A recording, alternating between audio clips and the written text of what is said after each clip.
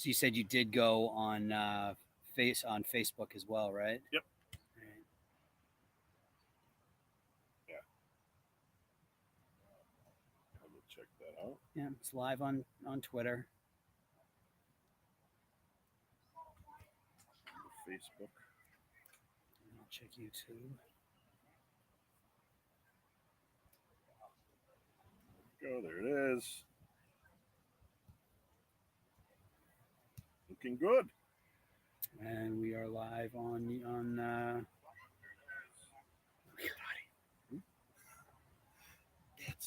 That's the problem. This was all your time. That's when you said you were hearing audio. I had this thing turned down. It was still picking this up.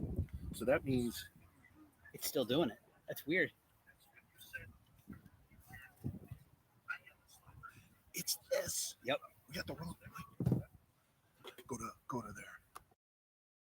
To settings. Audio. Damn it. Yeah. This one. Microphone.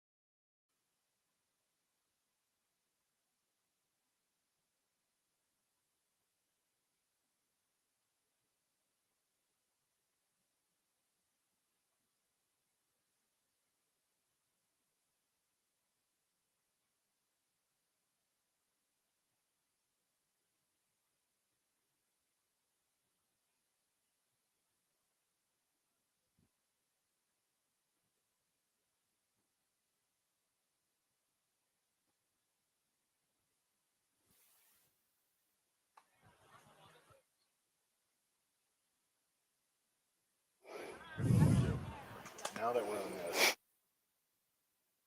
turn it up.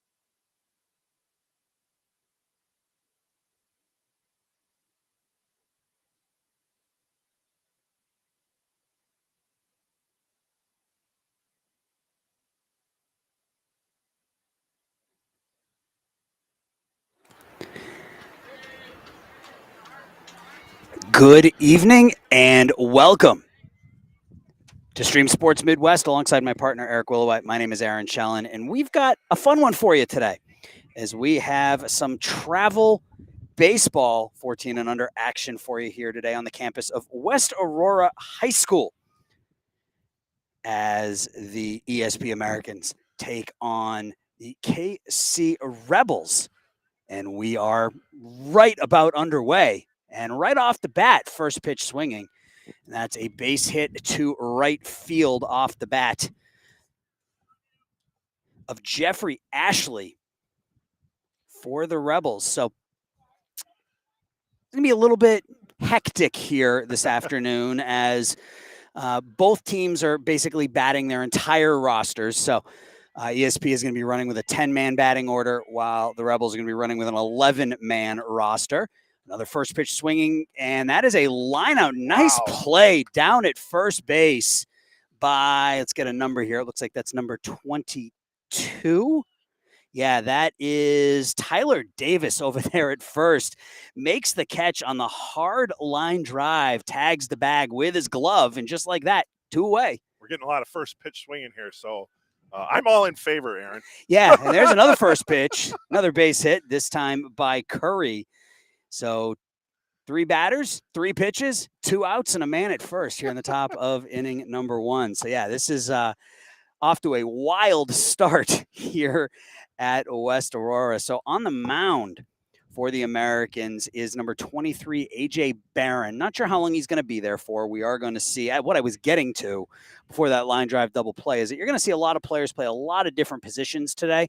So instead of me trying to read out to you all of the different changes every month, my partner Eric and I are going to, every inning rather, my partner Eric and I are just going to try to figure it out as we go. Yeah. It's probably the best thing for everyone. So stepping in for the Rebels, that's a ground ball to third, fielded and across the diamond, the high throw, but Davis able to keep the bag there on the throw across the diamond, and that will retire the side. So we will go to the bottom of the first inning, and the Americans will be stepping to the plate.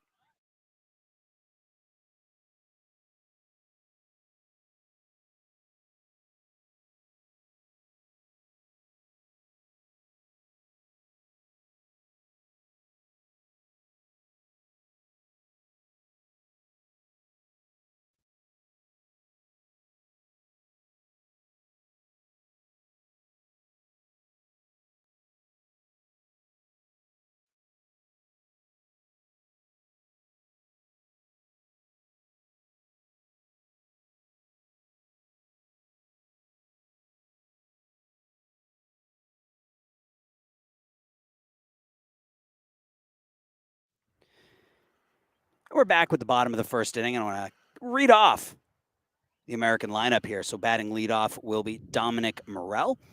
In the number 2 spot, AJ Barron. Zach Toma bats third. Chase Ferrero, who made that throw across the diamond and the first inning, bats fourth. Tate Bartson will bat fifth. Brandon Wisniewski, bats sixth. Keegan Olson, seventh. Tyler Davis, then Mason Witt and Sam Rain. So again, they're going to be running with a 10-man batting order here, and we'll see if we can get a number for you for Kendall County. That's number 2 pitching. Number 2 for Kendall County looks like it is. They don't have a number 2. Oh, 5? Yeah, there's no number 5 either.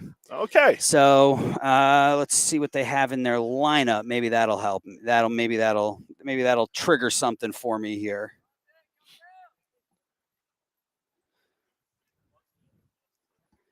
It's a hot day here on the campus of West Aurora. First pitch was about 95 degrees and sunny, but there's no place I'd rather be than a baseball diamond. I think that's 9, actually. Okay. I think that's Alex Sailing, number 9 for Kendall County, and he will face Dominic Morrell batting leadoff. Dominic, almost 400 out of the gate here, the little lefty, 383 batting average for ESP. So that's what you want out of a leadoff hitter. 400 batting average, almost 500 on base percentage. Let's pops this one over our way, and that one's going to land foul. Just out of the reach of Ashley there. You know, you mentioned about the heat. And I wanted to ask you this question.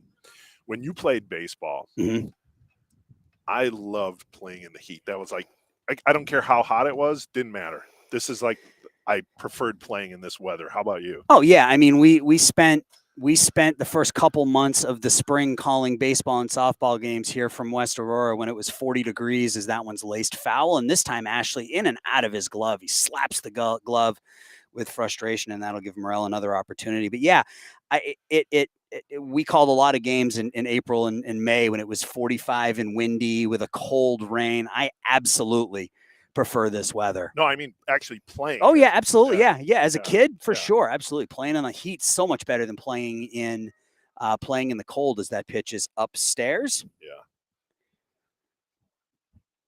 So good first inning there by ESP, as they gave up a couple of hits, but a line drive double play, a ground out. That pitch is inside, and might have clipped him on might have clipped him on that left arm. At any rate, Morrell down at first with a leadoff walk. We'll give it a walk. We'll call it a walk. Okay. Call it a walk because we don't have instant replay. That'll bring up now AJ Barron.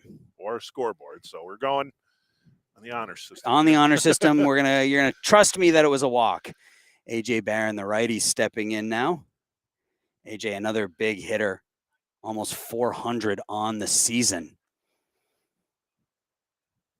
This is a team that likes to run. Morel, 12 out of 13 in stolen bases on the season as a team, 91 steals on the season. And there he goes. Pitcher steps off, throw down to second, and he's going to be in safely. So that speed, you get in the pitcher's head a little bit, get the pitcher to step off, force him to make an accurate throw down to second. He couldn't. And ESP has a runner in scoring position here with nobody out in the first. Now, one of the things we're going to have to do is ideally when there's a runner on first, I'd like to have the runner on first in the camera shot, but where the third base coach is positioned, I can't go too wide. Otherwise, it's going to obscure the batter. So just so for those watching here, I have to work around the third base coach and when they're in line of sight as best as we can with our camera angle. Yeah, we are limited by space and extension cords. We are defeated by extension cords here. Ground ball to the right side, and that one's going to take a funny hop over the second baseman into center field. Around from second to score comes Morel, and ESP American takes a 1-0 lead on the RBI single by A.J. Barron. Nothing the second baseman could do there, Eric, as that ball just took a funny hop and went right over his head. Yeah, that was a tough hop. One of the things I heard, I don't think they've had a chance to drag the field here. So you talk about the heat we've had over the last 2 days, no rain. That's probably pretty rock hard right now. Well, you can see you've got some weeds kind of growing up along the infield there. As it's been, a month since the West Aurora baseball team finished their series. That ball's hit down the right field line, hooking. That's going to land foul, just foul. Yeah. As Barron was off with the pitch. A.J. Barron, the man who drove in the run with that RBI single, 25, a team leading 25 stolen bases on the year in 29 attempts. So again, wow. Team likes to run. Team likes to run a lot. Barron down at first, and Zach Toma, the lefty, stands in the batter's box. Comes the pitch. It's upstairs, throw down to second, and in safely is Barron. That ball hops into center field. So ESP doing what they do, getting on base and running. So once again, runner in scoring position here, nobody out in the second inning. And because we don't have a scoreboard, we don't have a counter, we don't know what the count is, so we'll do our best to sort of determine that for you. Broadcaster discretion. That's right. Toma gets a piece of that one, fouls it straight back. Yeah, one of the things Kendall County is going to want to do here on the pickoff attempt, throw went beyond second base, and then on the stolen base attempt, same thing there. So they want to get themselves a chance, to get a runner out here. They're going to have to get it into second. Yeah, those throws are coming up a little bit short and short hopping and bouncing into the outfield as Toma fouls that one out of play to stay alive. Good at bat here by Zach Toma. And I'm not saying it wouldn't have made a difference on some of those, because as you said, ESP likes to get off to the races, and they've proven that with their first two batters. Yeah, I mean, obviously a short hop throw is not an easy play to make for any fielder, never mind a second baseman. And here comes a throw down to third, and he's going to be safe at third as Barron gets in underneath the tag.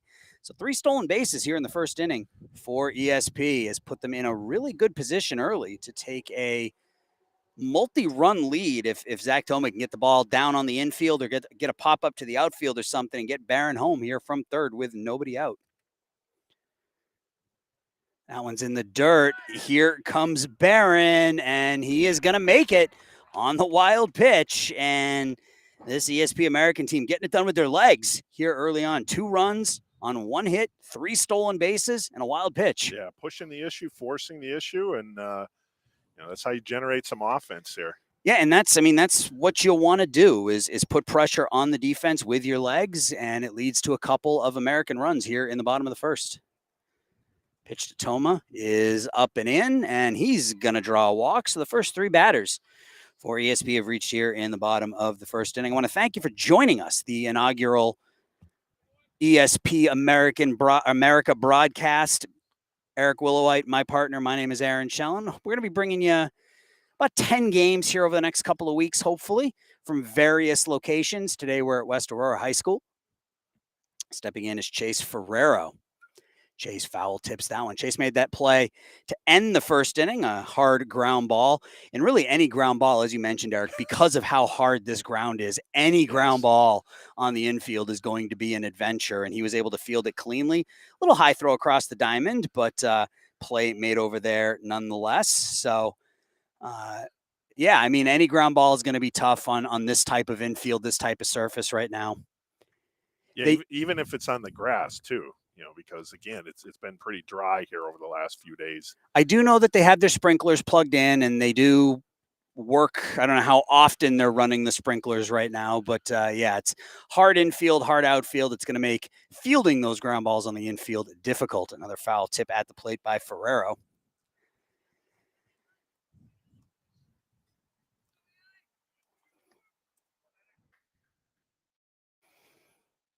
So again, we expect a lot of positional type changes. So instead of messing with my scorebook here and trying to figure out who's where, we'll just do our best to bring it to you as it unfolds. Yeah, pitch is low and away. As Mike had told us before from ESP when he came and gave us his lineup, what you're going to see here is everyone's batting on the ESP side, so all 10. Kendall County's batting 11. Mm-hmm. And then there's, you can have people going in and out on the field. So, people could be in one position to start first inning, a different position the next inning, on the bench, back out there. So it's not following like normal re-entry rules and things like that. So, which probably isn't a bad thing given that it's almost 100 degrees outside. Yeah. If everybody can get an inning in the dugout and rehydrate, not have to worry about coming out, as there's a hard line drive at the second baseman. Nice scoop there on to short, over to first, and Kendall County turns a really nice 4-6-3 double play, Eric. As we talk about the quality of the infield here, that was turned really, really nicely by Kendall County. Very clean double play. Yep. By those young men in the middle infield. So 2 out, nobody on here. And Tate Bartson steps in for ESP. And just so everyone knows on the broadcast here, we only have one umpire. So I'm assuming that's typical right now in terms of the league. Plus, there's umpire shortages throughout sports right now. Absolutely. So one umpire is going to be handling the base calls and the balls and strikes. Yep. So give them a break. If you see a call that you don't agree with, that's why. Especially on the far bases. Too. Right. Yes.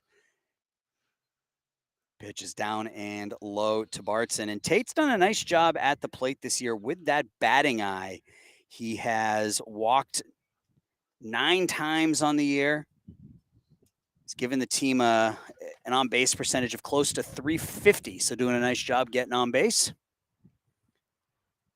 He swings over the top of that one and misses.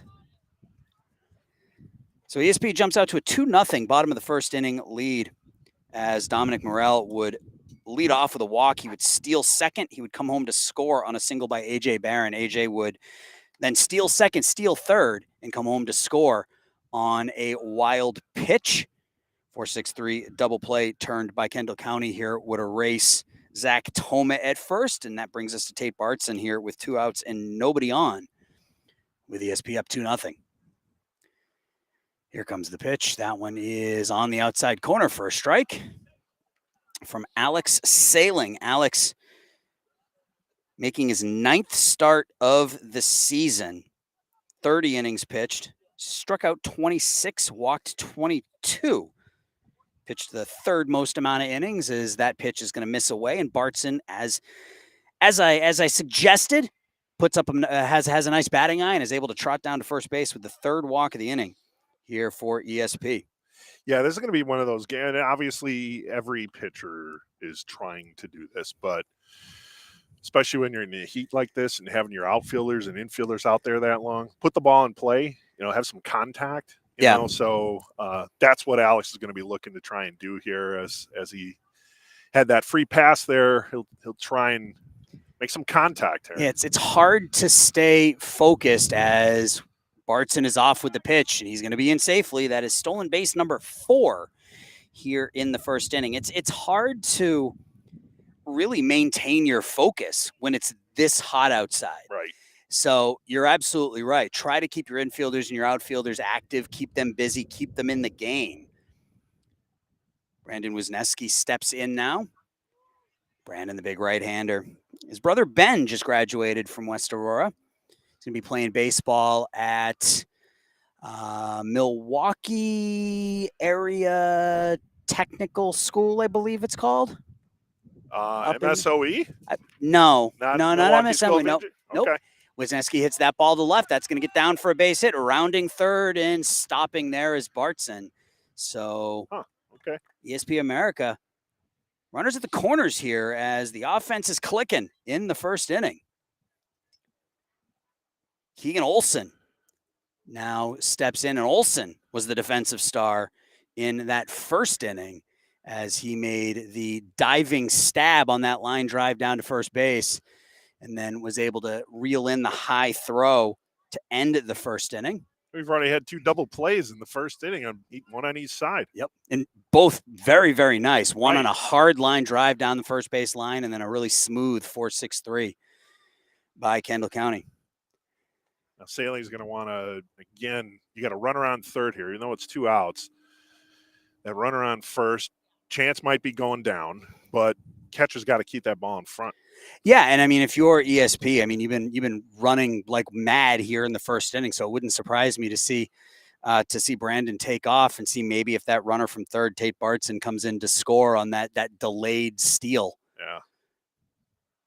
Bit of miscommunication there, the pitcher and catcher. You might be talking about what to do with the runner too. Right, what to do with the runner, or what to do if that runner takes off.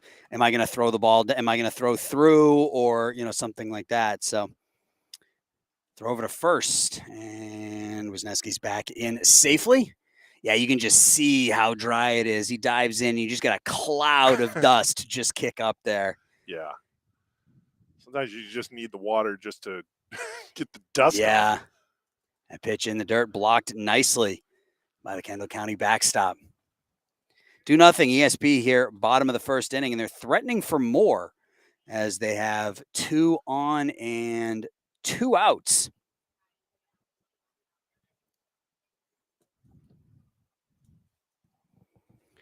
Pitch to Olson. Olson hits that one on the ground to second. Fielded there, on to first, and that will retire the side. But ESP, using their legs, picks up a couple of runs. We head to the top of the second with ESP America up 2-0.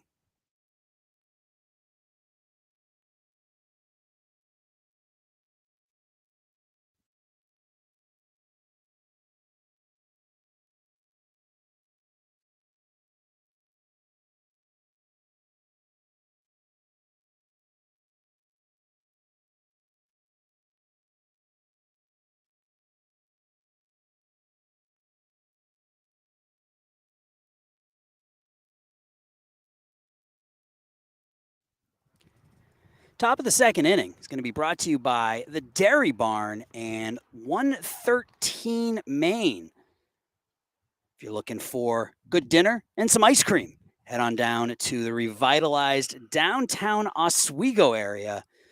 Both locations on Main Street. Have yourself a nice night in downtown Oswego. Some dinner and some ice cream. I want both of those things right now, Aaron. Yeah, man, me too. Especially the ice cream. You can't. That ice cream is it sounds really darn good right about now. Yeah. So we head to the second inning with ESP America up 2-0.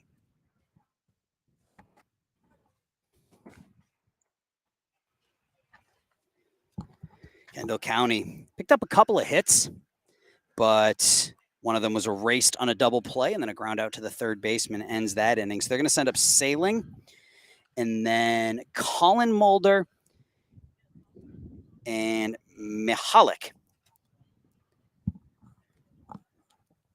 And they will be facing number 23. That's still AJ Barron out there.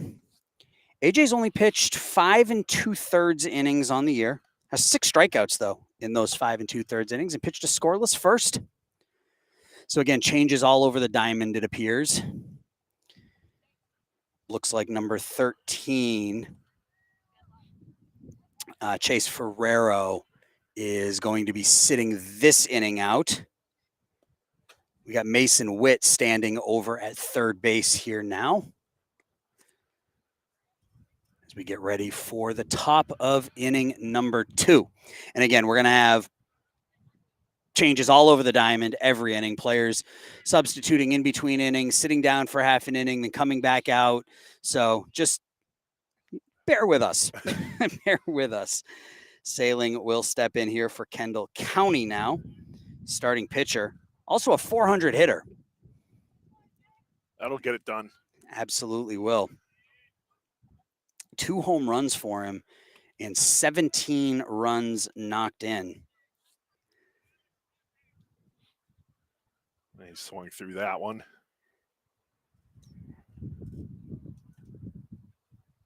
Swings through that one as well as he's challenged by Barron on 2 straight pitches. So AJ looking for an inning and a third shutout. And there's some action down in the Kendall County bullpen as well. So we might see a pitching change here coming up. Again, ESP only has 10 players here tonight. Kendall County, I think, is running with 11. Swung on and missed, and Sailing goes down swinging. First strikeout of the game for A.J. Barron, 7th of the season for the righty. Yeah, Barron did a nice job there. Yeah, just challenged Sailing. Came at him with really 4 straight fastballs, and Sailing swings through 3 of them. Stepping in now, Colin Mulder.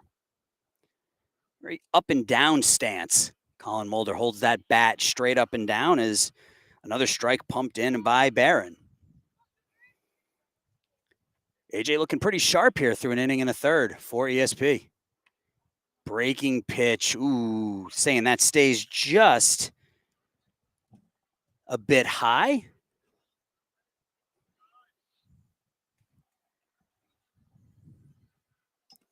Pitch low and away. 2, I think it's 2-1. Again, we don't have a scoreboard here, so we're gonna go with our best guess, which I believe is a 2-1 count. Barron going with the off-speed stuff right here. Back-to-back pitches. That one misses away as well. Count goes to 3-1. He gave up a couple of hits in the top of the first inning, a leadoff single to Ashley. He was erased on a line drive double play. Another single after that. Here's a ground ball to the shortstop, up with it on to first. And that is out number 2. That was number 9. That's Keegan Olson fielding the ground ball cleanly and making a strong strike across the diamond for the second out of the inning. 3rd in a row set down by Barron. He's got the eye black going all the way down the cheeks over there at shortstop. Keegan Olson, I like that. Must have been watching a lot of the College World Series. Yeah, first pitch swung on and missed there by Mihalik. The player's a real dirt dog when you got that eye black going all the way down the face. That one's lifted in the air out to center field, and the catch is made out there by ESP, and that will retire the side. So Kendall County down 2-0 here after an inning and a half.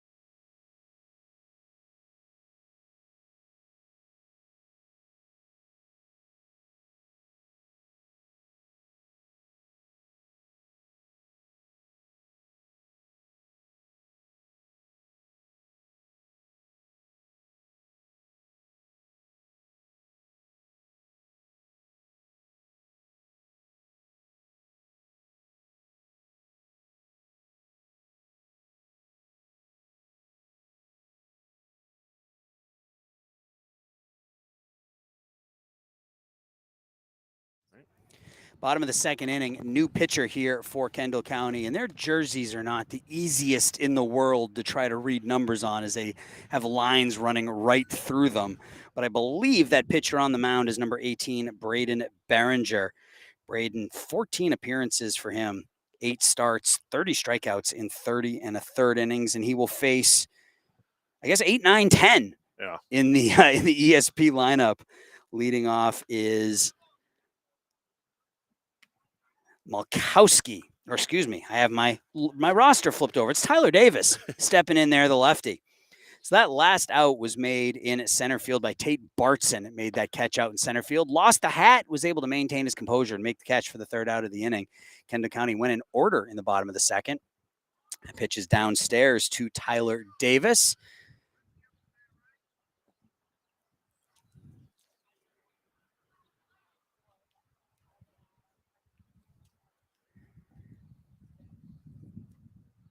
Fouls that pitch off a little ahead of that, but able to get a piece of the bat on it. ESP up here 2-0, bottom of the second inning. Couple of runs on 3 walks and 4 stolen bases in the first. Behringer is set. Brings it home. That one's grounded to the right side. Fielded by the first baseman. Takes a funky bounce over to the pitcher covering. And Davis is the first out of the inning. You saw it right there. That hit a pebble or a rock or something and took a bounce to the left. A nice play there by the first baseman to stay with it and flip it to Behringer covering for the first out here in the bottom of the second. That'll bring up Mason Witt now, number 8 for ESP. He hits that one on the screws out to right field, and that one's going to get down for a single. So first pitch swinging by Mason Witt gets himself the 3rd hit of the game for ESP, their 3rd single. And we'll see if they pick up right where they left off in the second inning with those legs. They like to run the ball. Stepping in now is Sam Raines, who I believe is making his debut here tonight for ESP.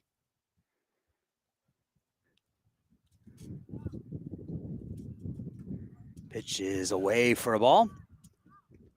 ESP with the black tops, white pants.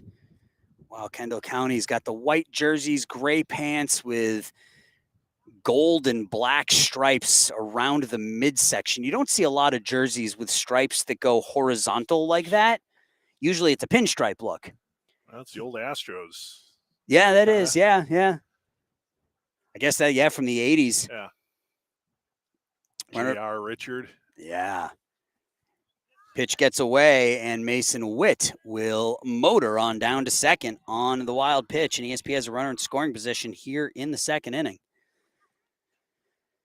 So they're using their legs to their advantage here, putting the pressure on Kendall County. Raines now with a runner in scoring position and 1 out. Swings at the high fastball, fouls it straight back. Top of the order. Up after Raines, Dominic Morrell, who walked and scored, stands in the on-deck circle. Yeah, and I'm going to have to say, Aaron, we're, like you said, with the uniform numbers, we think that's Behringer, but it may not be. So it's just tough to see with the stripes and the format that they use for the font. If he was a lefty, I could tell. It's grounded over to third, fielded there, throw across the diamond to retire Raines on the 5-3 putout, and that will send Witt over to third. Dominic Morrell will come up with a runner at third with 2 away. See if Dominic come up with a little 2-out magic here. The little lefty walked, stole second, and scored on the RBI single by A.J. Barron in the first inning.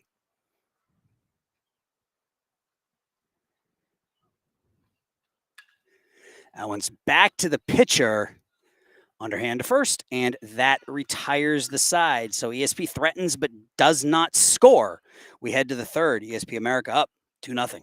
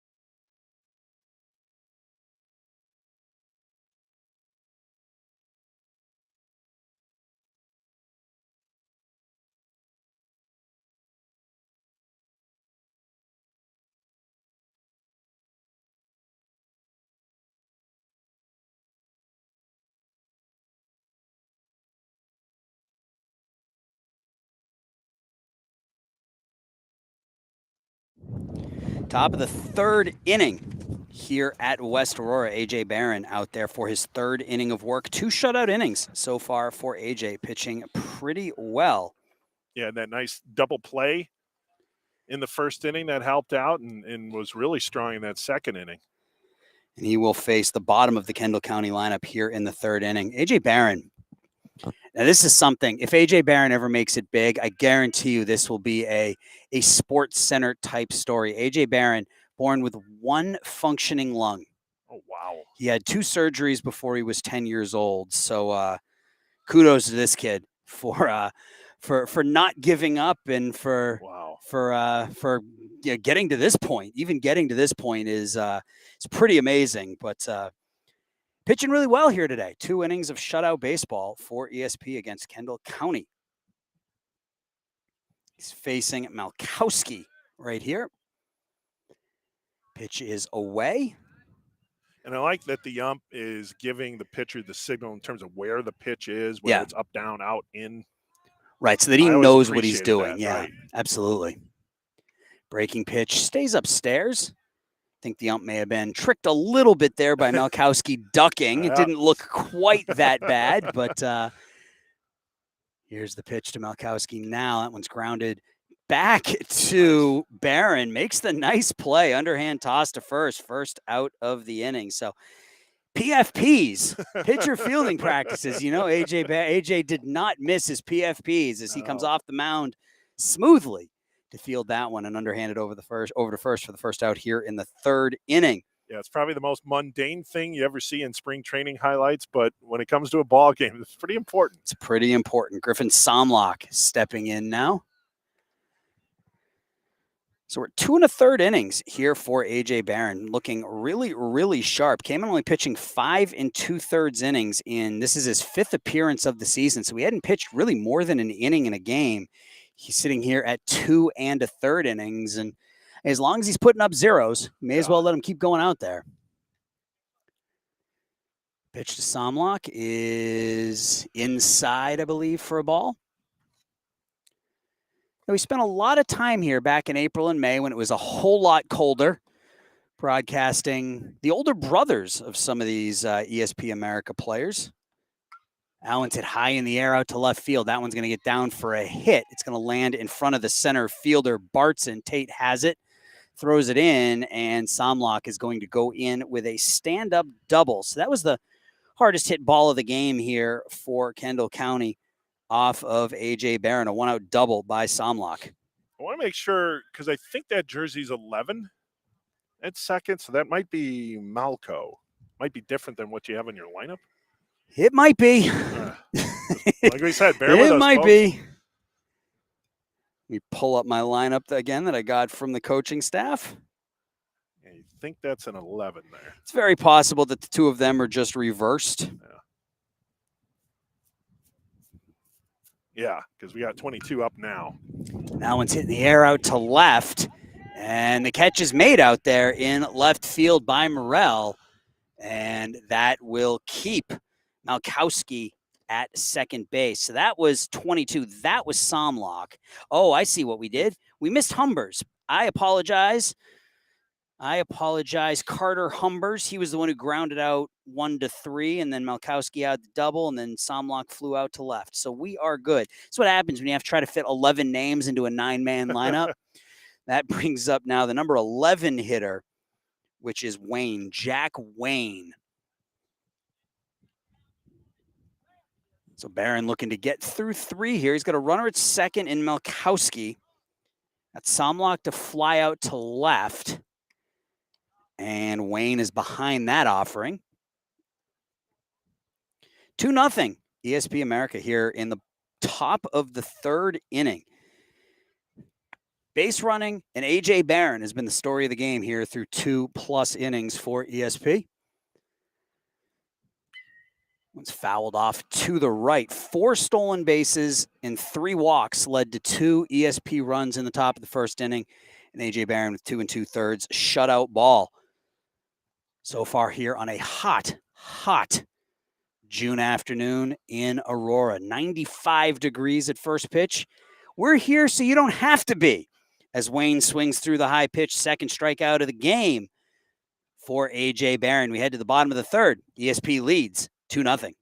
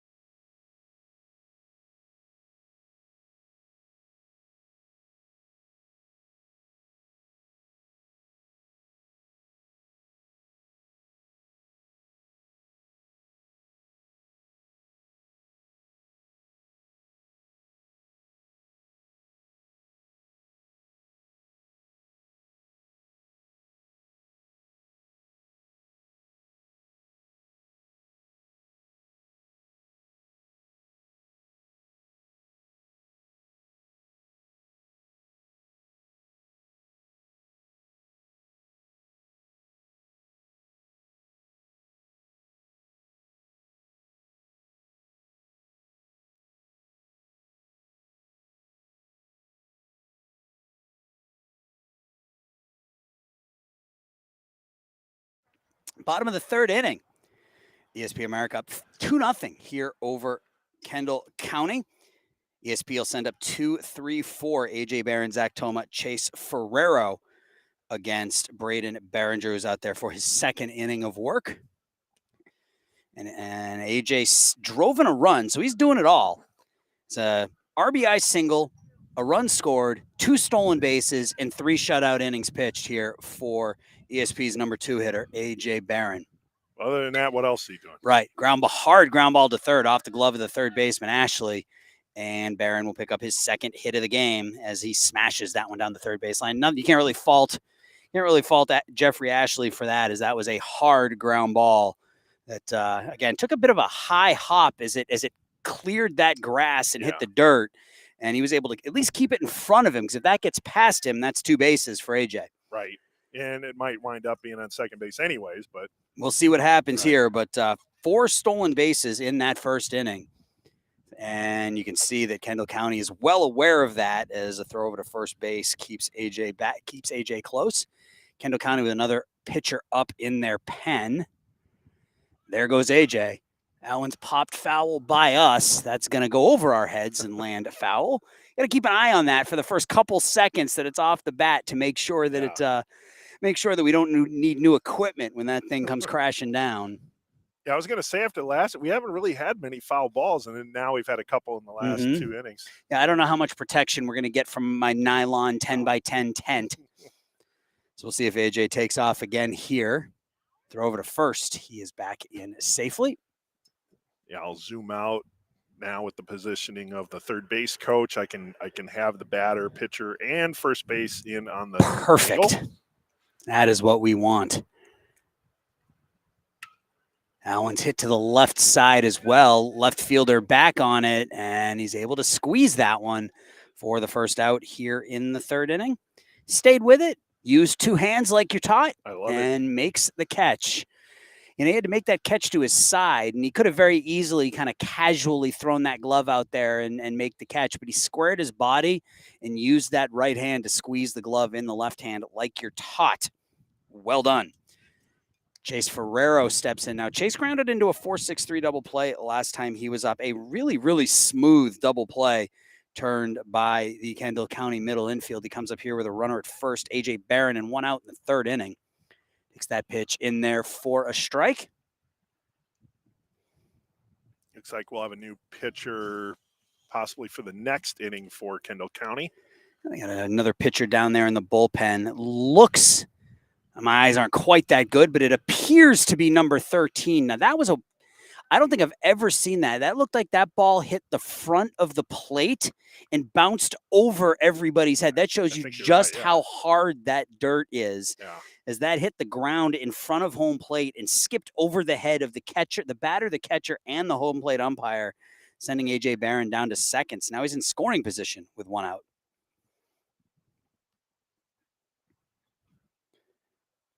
You kind of felt at some point he was going to go anyways, but courtesy of the wild pitch. Pitch is in the dirt, and he almost takes off again, but nice block behind the plate. So Eric and I are going to bring you about 10 ESP games here over the next couple of weeks. So keep an eye out for our Twitter and Facebook pages for information about dates and times for those games. I believe our next games are the 28th and 29th. Couldn't tell you where we are. I think we're in Joliet for one of those down at Inwood. But keep an eye out on our social medias for all that information. Are they playing inside the ice rink? I hope so. I hope so. It's going to be 95 and muggy. I wouldn't mind them playing inside. Yeah. Lined into center field. That's going to get down for a base hit. Sharply hit by Ferrero. Barron's going to hit third. He will score as Ferrero drives in Barron from second. And ESP takes a 3-0 lead. So good piece of hitting there by Chase. Just took that right back up the box. Line drive into center field. ESP up 3 now. And again, taking advantage on the base pass, even though a wild pitch moved him up to second, Barron. And now another wild pitch. Down to second goes Ferrero. So once again, ESP with runner in scoring position here with one out. Tate Bartson. Tate walked and stole a base and was stranded at third in the first inning. One of 3 walks and one of 4 stolen bases in that first inning for ESP. Hard ground ball off the mound. Goes about 50 feet into the air. And down to first goes Bartson on the single. Chase Ferrero had to hold up at second. I've never seen. I think that hit the rubber and bounced straight up into the air, and it went about 50 feet in the air. Fortunate bounce for ESP as they now have 2 runners on with 1 out in the third inning, and Brandon Wisniewski steps in. Brandon singled in the first inning. I think second baseman had to call a fair catch on that. Yeah, man. That went straight up. It really did, and he had no play. No. He had to wait for that ball to come down. Man, you're right. And Chase Ferrero had no idea where the ball was, so he did the smart thing and stayed put. Right, yeah. Where is it? Where is it? Right, because I don't think I've ever seen that happen. I mean, you see balls hit, the pitcher off the leg and bounce to an infielder, but I don't think we've ever seen anything hit the actual mound as that ball gets away from the catcher, and both runners will move up. So ESP now with 2 runners in scoring position with 1 out here in the third inning. Yeah, Behringer, a little wildness here, moving runners along and getting them into scoring position. And want to see Brandon take advantage of that right here. Single will bring in a couple. Brandon swings through the high pitch. 7 RBIs on the season for Brandon. Comes in batting just around 270, but with an OPS approaching 850. Very, very patient hitter, very similar to his brother. As he hits that one high and deep out to left field. That gets over the left fielder's head. That scores a pair, and into second goes Wisniewski as he hit that one a ton. 2-run double. ESP now with a 5-0 lead. Yeah, that one just kept tracking back. The wind is actually pushing out that way right now. The center field flag's blowing straight out, so that one kept drifting on the left fielder. 2-run score. Yeah, Brandon clubbed that one out to left field, and he's going to be pinch run 4 here by, looks like Zach Toma is going to be coming out to pinch run for him. Keegan Olson stepping in now. Keegan grounded out to second to end the first. 5-0 ESP with the lead. 2-run first, 3-run third. They did it with their legs in the first inning, and they're doing it with their bats here in the third. 3 runs on 4 hits here in the third inning. High pitch. Keegan swings through the ball at his eyeballs. Behringer likes going up the elevator there with the pitches, especially with the fastball. Yeah, and you have to be patient. You see, I mean, that pitch is so tempting. That high fastball is so tempting, but it's also so hard to stay off of. As he grounds this one foul. I said up the elevator, up the ladder probably, but you get the point. I get the point. It's up. Up Right, the elevator works. I mean, Yeah. we understand what you're saying. I want to thank you all for joining Eric and I this afternoon, our first broadcast of ESP Travel Baseball. This was initially supposed to kick off a couple of weeks ago, but some illnesses and some vacations and some other stuff got in the way. But we're here today having a lot of fun. Yep. I love baseball. It's hot out, but I mean, I'd just be sitting at home watching baseball anyway. So Right. Well, we got actually a little nice breeze going on right now too. So as nice as could be. Yeah, as nice as it can be with it being 95 when the game starts.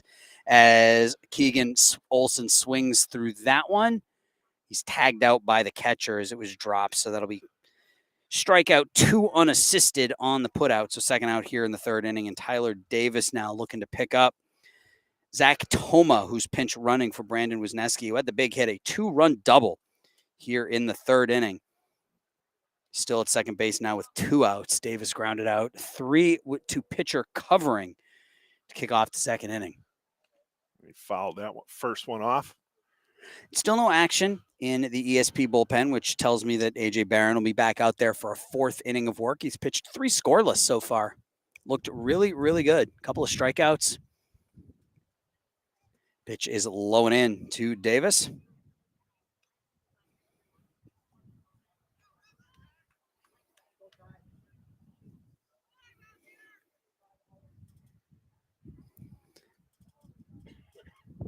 I like the white helmets. I don't know what it is, but they pop.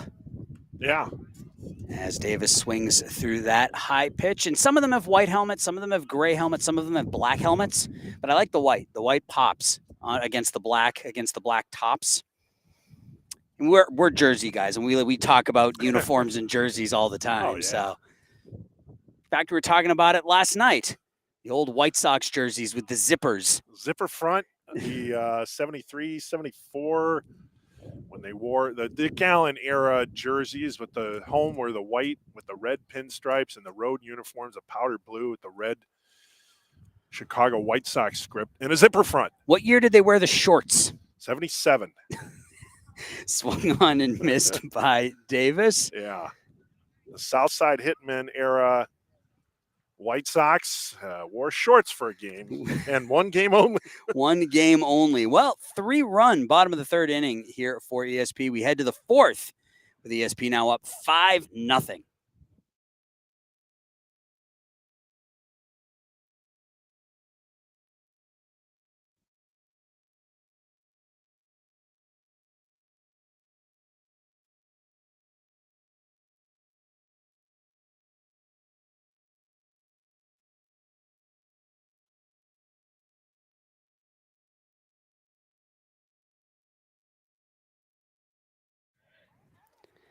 There are few things Cindy likes more than watching a good baseball game, and helping people buy and sell homes is one of them.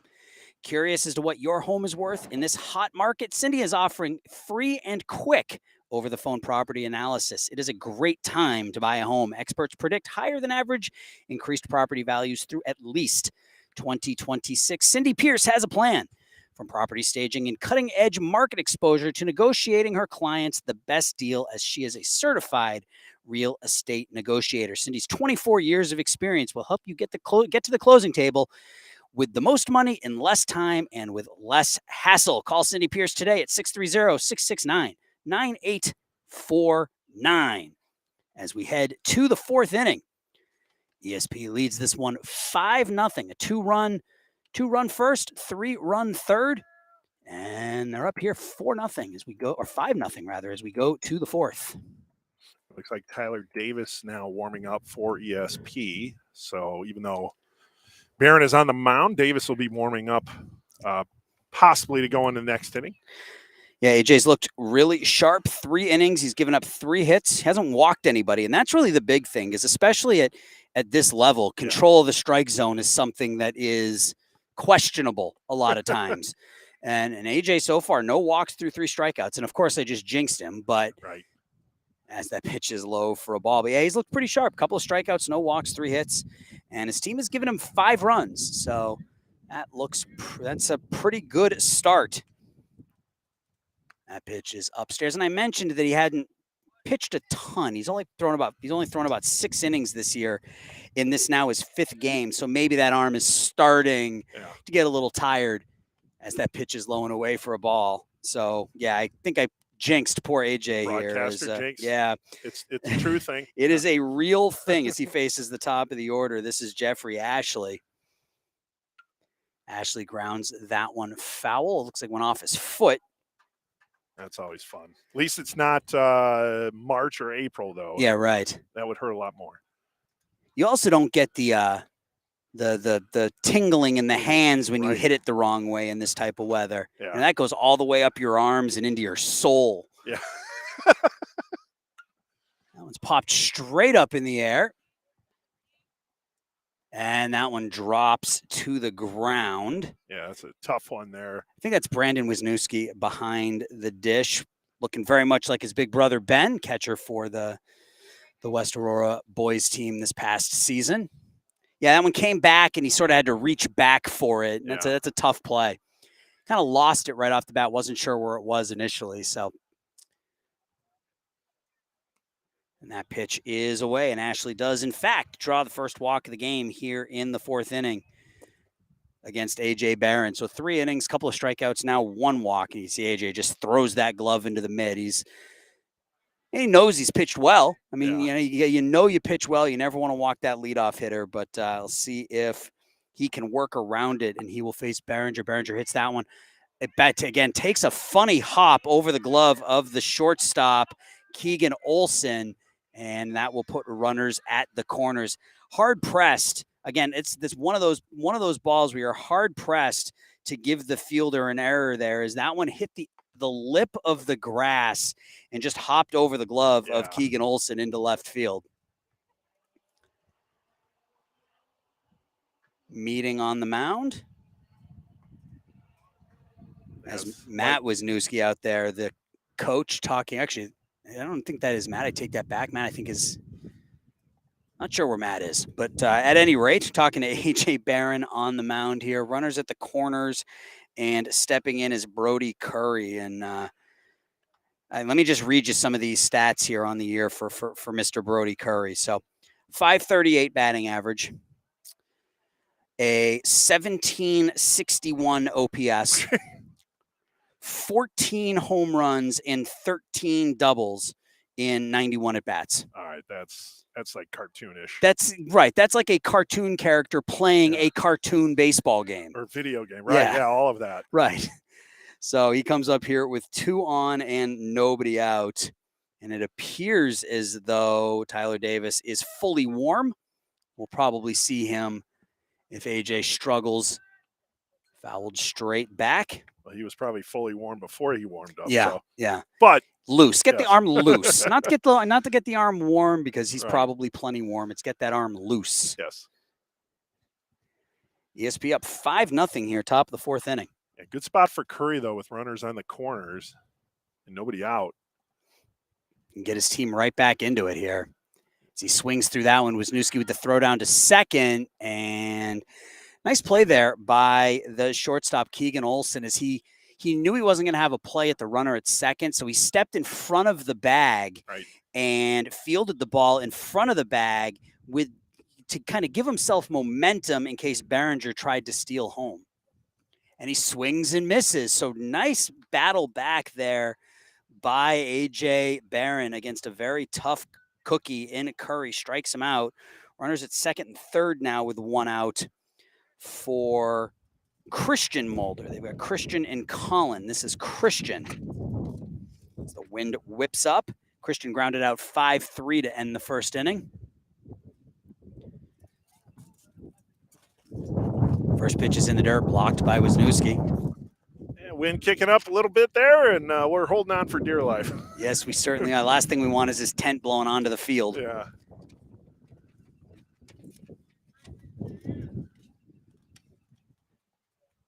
Pitch is swung over the top. Yeah, we actually might be able to break it down here or lower it. Barron battling back here, able to strike out Curry. Off-speed pitch, gets away a little bit from Wisniewski, but he's able to keep that in front of him. With first base open, you certainly don't want to groove one here. You've got that base, you can give it to him if you need to. So try to work the edges and try to get Mulder to get himself out here. Topped foul.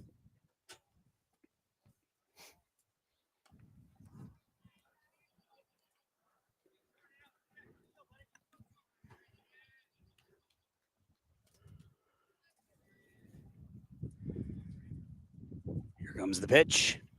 Breaking pitch stays away. Runner at third is Ashley. Runner at second is Behringer. Christian Mulder at the dish. He again grounded out to third to end the first inning. Pitch stays inside, and Mulder will draw the second walk here of the fourth inning against A.J. Barron, and that will load the bases for Sailing. Alex Sailing struck out swinging to start the second inning. Comes up here with the bases loaded and 1 out. Yeah, that was all fastballs. That one just misses low. When he struck out the last time. So yep. See how Barron goes after Sailing here. Ashley with a huge lead as he jumps about 30% of the way down that third baseline as that pitch is low, 2-0. And if you're Barron, you got to remember that you're just one pitch away from getting out of this. That pitch is in there for a strike. Right. So, you've lost the plate a little bit here in the fourth inning, but you're still just one pitch from getting out of this completely. AJ comes home with it. Up and in. No place to put him. Bases are loaded. Ashley at third, Behringer at second, Mulder at first. ESP with a 5-0 lead here in the fourth inning. That one's low, and that will walk in a run. So you get the impression that, maybe he's a little gassed, that maybe Barron is a little gassed here as he pitched 3 shutout innings, hadn't walked a batter, has walked 3 here in the fourth. Yeah, it's a telltale sign. Still have a 5-1 lead, but they do have Davis ready as he was warming up and got loose. Misses downstairs for a ball. So 3 strikeouts now and 3 walks for A.J. Barron in 3 1/3 innings, giving up just the 1 run. That one's grounded foul. And usually you talk about, on a bright sunny day like this, you talk about how maybe ball hit to the outfield will kind of give you that the problem because the ball gets lost in the sun. But here it's really been all about the hard infield. Right. And both teams are struggling with it. Allen's hitting the air out to center.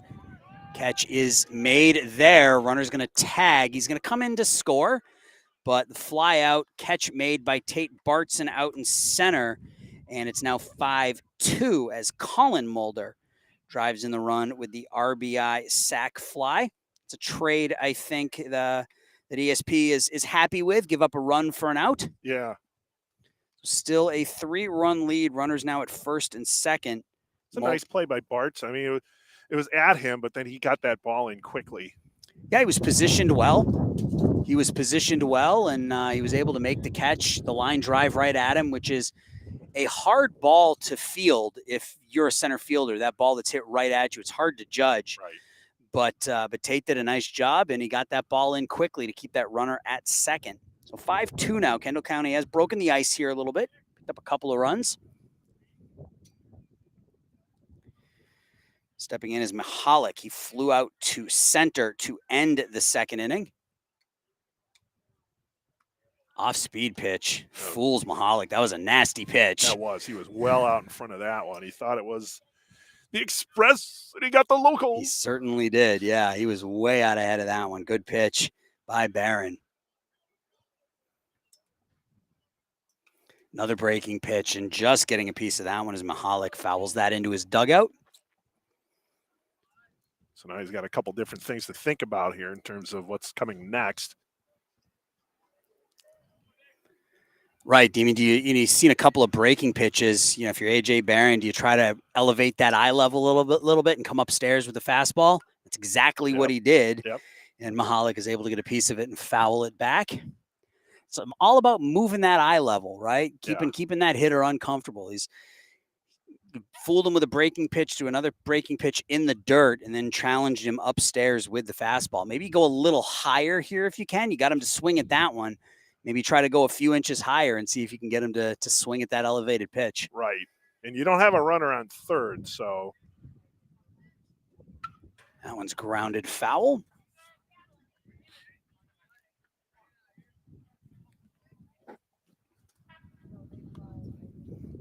Now, Aaron, as you can see, the pitcher is in the shadow on the mound right now. Yes. What kind of problem does that pose for the batter? Well, at higher levels, you know, when you have a lot of different types of spin on the ball, it can be hard to pick that spin up. Just like that, as A.J. Barron once again fools Mahalik with the breaking pitch, gets out of the inning, giving up 2. I think he will take that. We go to the bottom of the 4th. ESP leads this one 5-2.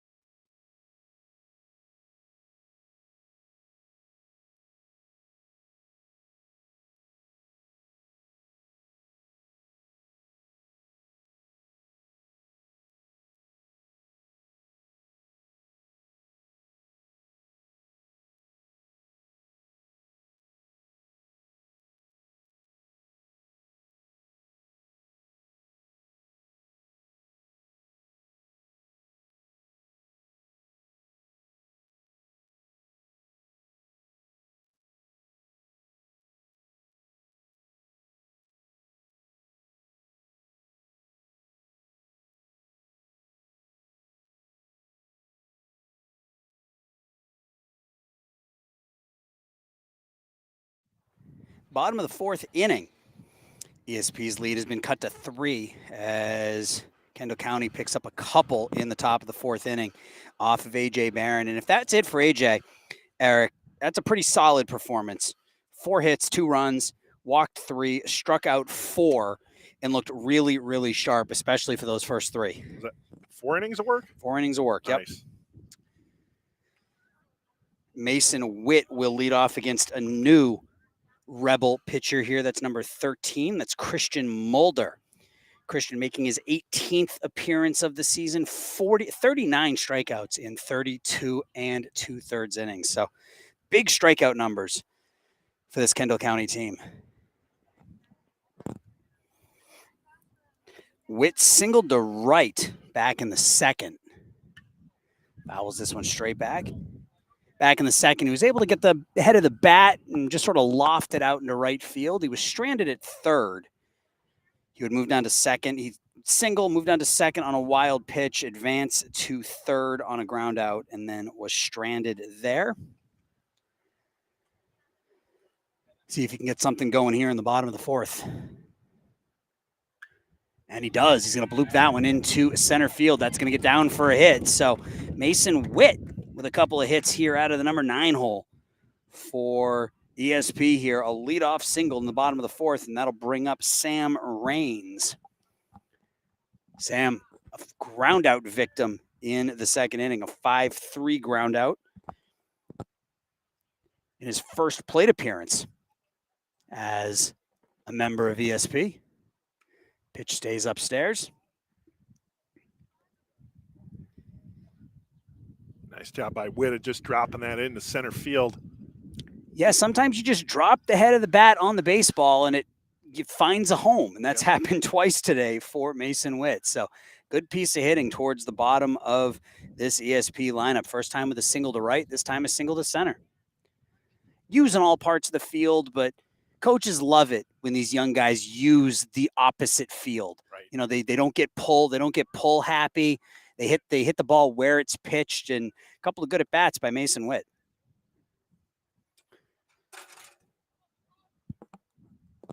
Sam Raines looking for a productive at bat here, trying to get Mason over to second. Pitch is in there for a strike. Top of the order up after Raines, Dominic Morel, and then AJ Barron. Feels like it's cooled off a little bit since we got here. Of course, when I got here, we were standing in the sun. So now we're in the shade as Raines draws a walk. So a little bit of action cooking here in the bottom of the 4th for ESP as they have 2 on with nobody out. The top of the order up, Dominic Morel. Dominic 0 for 1 officially. Walked and scored in the 1st. See if ESP has anything going here with 2 on and nobody out. Maybe drop down a bunt, or that pitch is way upstairs. Yeah, I don't think with the top of the lineup they do it. I mean, I don't know because we've never seen these teams play before, but typically you got your best hitters coming up. Yeah, that's a good point. That's a good point. And Morel has shown a lot of patience at the plate as he fouls that one off. As I mentioned at the beginning of the telecast, he's got an on-base percentage approaching 500. So he has a good batting eye. So, maybe you let him try to get that pitch that he likes, or, maybe he draws another walk and loads the bases. He walked back in the 1st, walked and stole a base, 1 of 4 stolen bases in the 1st inning. That pitch is upstairs as well. Dominic, not overly tall, so that got that shrunk down strike zone there, which makes him an ideal leadoff hitter. Compressed. That's the word I was looking for. Thank you. A compressed strike zone. As he's ahead in the count here with 2 on and nobody out in the 4th inning. So ESP looking to answer as Kendall County picked up a couple of runs in their half of the 4th inning. Morel swings through that one. I believe we have a full count. A nice pitch by Mulder there on Morel. It was. It looked like it had Morel a little ahead of it. Morel hits that one back to the pitcher. Pitcher goes to second, on to first, and Morel's going to beat that one out. So the 1-4 putout down at second erases Raines. Witt goes over to third. Morel reaches on the fielder's choice. So ESP now runners at the corners with 1 out. And AJ Barron, who already has 2 hits, an RBI, and a couple of runs scored, steps in now, as well as 4 fantastic innings on the mound. Oh, and it's very likely Morel's off on the first pitch here. That's why it was important to try and get that double play. But with Morel's speed, that would have been difficult. Yep. And there he goes. Fakes the throw down, and Mason Witt smartly doesn't move an inch. Yes. He knew what was coming. Yep. He got about a foot off that bag and just stood there. Yeah. So runners at second and third now for AJ Barron. I'm sure he was coached on that as well. Mason Witt, his favorite baseball team? The White Sox. Yes. Maybe he can teach the White Sox a thing or two about base running. Actually, that's one of the good things. One of the things they do well. Yeah. Defense, not so much. Not so much. That one's lined into left field. That's going to get down for a hit. In from third comes Witt. Morel hits third. He will score.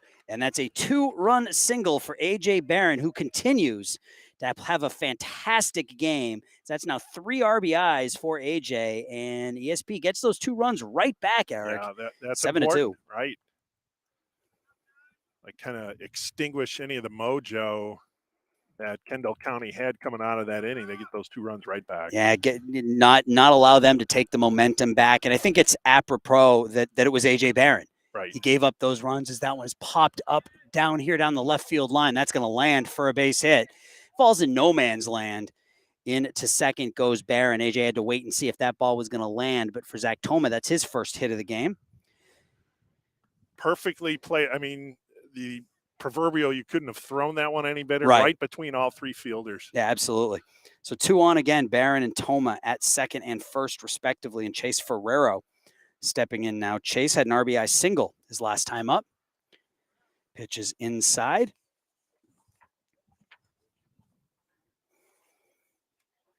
Chase multi-talented. He can play 3 musical instruments. Wow. I can't. I can barely run. Yeah. And he can play 3 musical instruments. Well done. I used to play the drums when I was in junior high school. I have problems playing a music app. Yeah, right. Yeah. He comes up here with 2 on and 1 out. Runner at second's A.J. Barron, who has 3 RBIs. That one's grounded to third, fielded there. Steps on the bag across the diamond over the head of the first baseman. And into third will go Thoma. Yeah, Ashley really didn't have a play there. He probably wanted to pocket that one once he got the out at third, which that was a tough play in and of itself. You saw that hop that he had to contend with. Again, we've talked about that infield, but that time that hop was kind of true. It sort of bounced right up to him rather than over his head or to the side or something like that. So runners at the corners, A.J. Barron at third, Chase Ferrero over at first, and Tate Bartson stepping in. Tate's played a pretty solid center field today for ESP, and he's been on base twice, singled and walked back in the first. Takes that pitch upstairs for a ball. So A.J. Barron has driven in more runs in this game than he's allowed. Driven in 3 runs, only allowed 2. That'll work. That'll play, absolutely. ESP up 7-2 here, bottom of the 4th.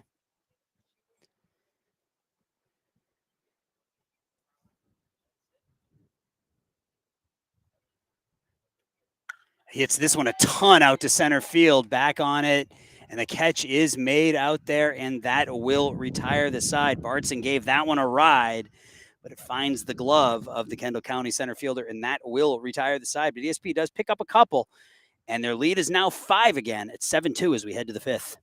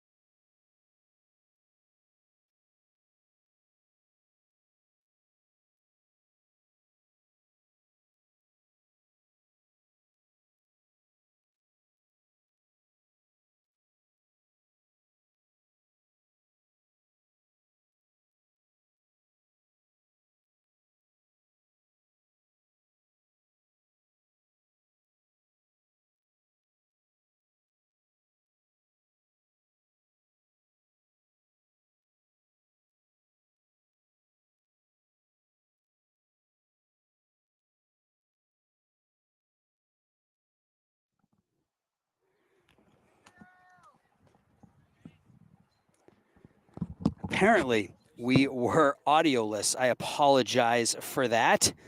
We have a new pitcher on the mound. That is Tyler Davis. Davis set down the first two batters he faced. He's walked the next two batters. Runners at the corners here, Somlock and Wayne, as they both drew 2-out walks. But 4 innings for A.J. Barron, 2 runs. He walked 3, struck out 4. Very, very good performance for him. And then Tyler Davis coming on here in the 5th. And Tyler's looked pretty good this year. He puts that one down in the dirt. But on the season, Tyler, an ERA of 2.45, 18 strikeouts in 20 innings, only 14 hits allowed. So limiting opponents to a batting average of under 200. That check swing over to the Kendall County dugout. And I want to apologize. We had the audio down there, so we fixed that issue. Thanks for pointing that out. Appreciate that. Yeah. First game bugs, they exist. We apologize, but we are back and ready to go here. 2 on, 2 outs in the 5th. ESP up by 5. That pitch is upstairs, and that will be the 3rd walk in a row here issued by Tyler. Again, he sent the first 2 batters down with relative ease. He got Humbers to pop out to the shortstop on the first pitch. Malkowski flew out to right field. He thought 2 outs, nobody on. Gonna be a breeze inning, but lost the strike zone here a little bit. We're gonna have a meeting on the mound to try to compose young Mr. Davis and see if we can get out of this inning without any trouble.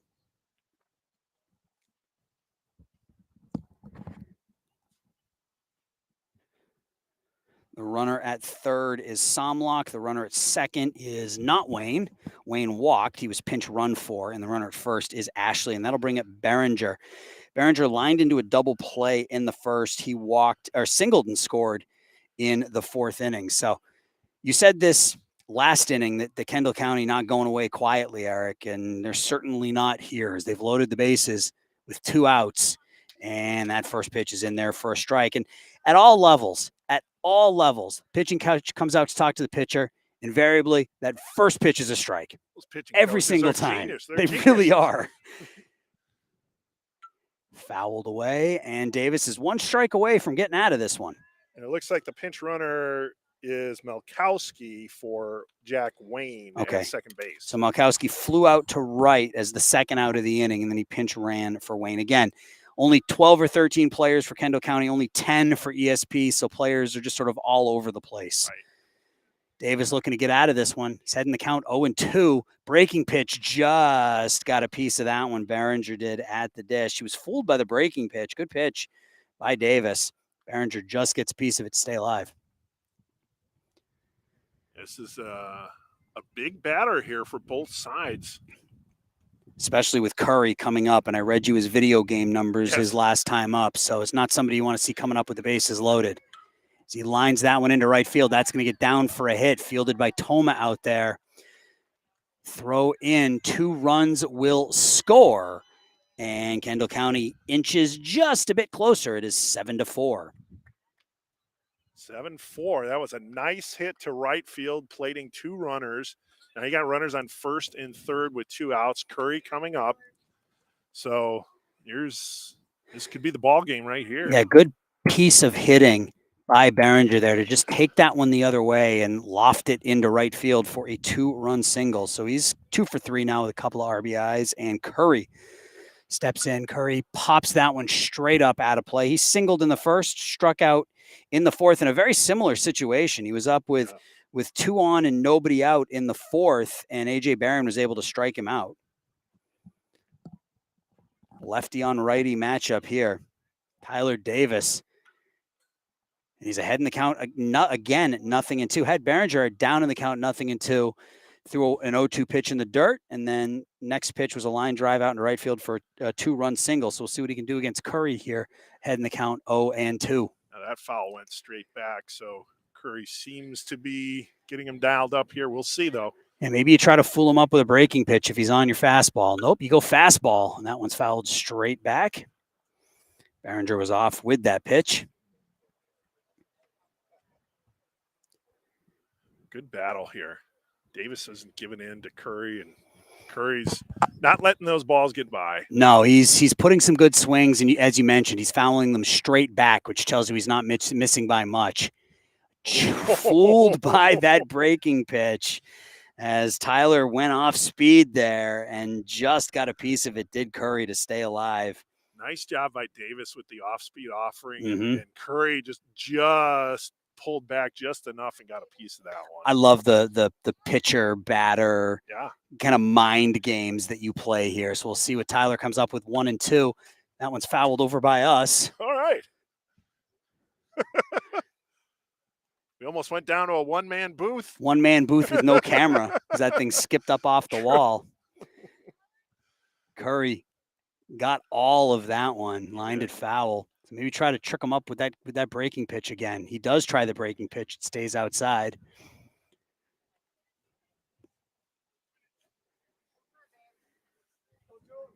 Good at bat here. Yeah. It's a fun at bat between Tyler Davis and Brody Curry with 2 on and 2 outs in the 5th. Davis with the pitch. Fouled again. Curry battle.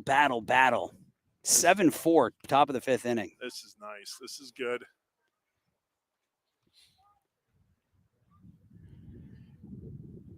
He's been on the break. He's been on the fastball. He's fooled a little bit by the breaking pitch. Swung on and missed. Strike 3. Tyler Davis does indeed strike out Curry to retire the side. Big pitch, big out by the lefty. We head to the bottom of the 5th. ESP leads this one 7-4.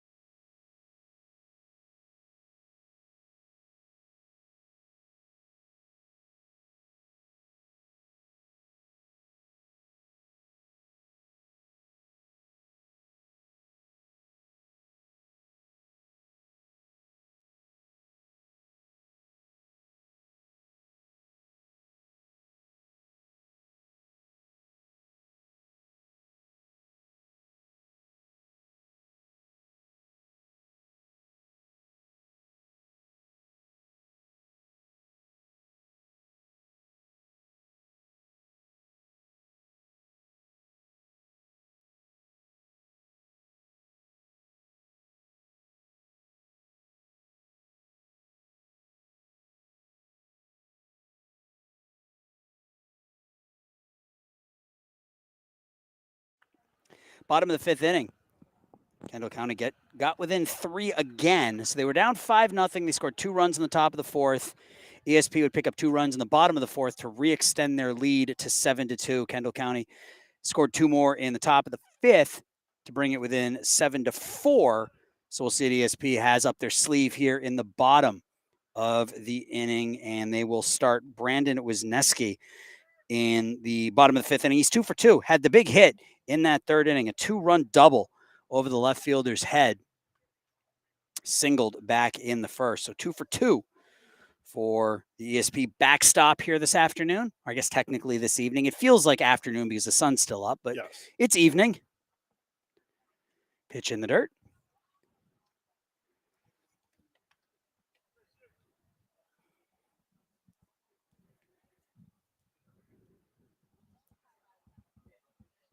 Christian Mulder still on the mound for Kendall County, and Wisniewski will draw a leadoff walk. So he has reached 3 times here out of the number 6 hole, and that'll bring up Keegan Olson.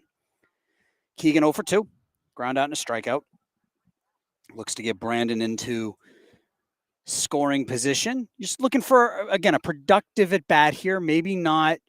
Obviously, if you can get rewarded with a base knock, that's wonderful. But ideally, you want to get Brandon to second base here with 1 out. Right. That's the goal of this at bat, is to get that runner over to second. Foul tipped into the mitt. So that's the ESP has 10 hits in the game. They walked 3 times in the first. They've got 10 hits, 5 walks. That's led to 7 runs here this afternoon. The pitch is upstairs. Good eye by Olson, taking that pitch up and away. Yeah, and that's one of the things for Kendall County. You cut back on some of those walks, you might be in a little closer ball game right now. Especially in that first inning, as that pitch is fouled straight back. That first inning where Kendall County walked 3 ESP batters, which turned into 4 stolen bases and 2 runs. And it could have been a whole lot worse if not for the double play in that first inning as well. So that first inning allowed ESP to really kind of get their running legs underneath them and get into this game right away. And they had the lead before you could even blink an eye. Throw over to first. Brandon back in safely. He was off with that last pitch. I don't know if it was a straight steal or if they went with a hit and run with Keegan Olson, but that pitch that Keegan fouled straight back, Brandon was off. So we'll see if more of the same here on this offering. He is off. That pitch is upstairs, throw down to second, and it's cut off by the pitcher. Brandon will steal second base there. That is stolen base number 6 for ESP here this afternoon. For Brandon, that's his 6th stolen base of the year in 7 attempts. I mentioned this team likes to run. Coming into today's game, 91 stolen bases in 115 attempts. That's an 87% success ratio. You add in their 6 for 6 today. This is a good base running team. Wait, how many attempts? 105, excuse me. Wow. 91 for 105 coming into today. That's pretty good. 91 for 105 coming into today, 6 for 6 today. They now have 2 on with nobody out as Olson draws a walk. So Wisniewski down to second. Wisniewski, excuse me. And Olson down at first. Tyler Davis up now. Tyler over 2. He grounded out and struck out in the 3rd. Pitch is in there for a strike.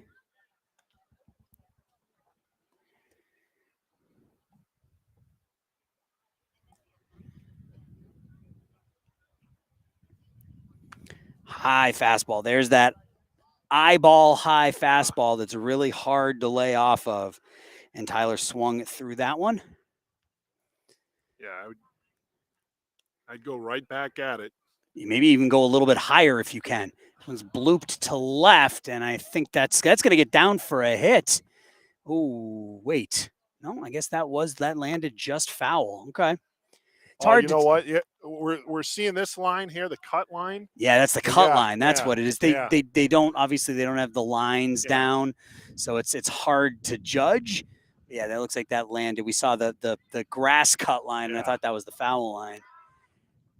Wisniewski back into second safely. He got a step off the bag there towards third base. Had to hustle back into that second base bag. Thing is, with that pitch that went foul, went a little lower in the zone. I think you want to get back up the ladder. Ladder.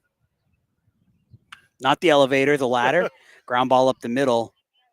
Shortstop onto second, and they're not able to turn the double play. Good hustle down that first base line by Tyler Davis to stay out of the double play. So Keegan Olson is erased 6-4. Davis will reach on the fielder's choice. Runners at the corners now with 1 out, and Mason Witt stepping in. And Mason's had himself a game out of that number 9 spot. 2 singles, single to right, single to center, and scored his last time up. It's an opportunity for an RBI if he can drop that head of the bat on the ball again and find some outfield grass. Brandon Wisniewski, the runner at third. Tyler Davis, the runner at first. Pitches away.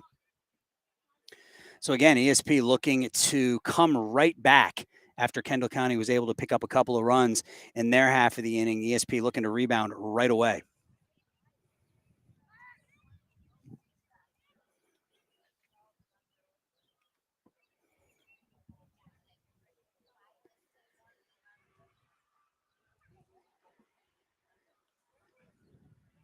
Runner from first takes off.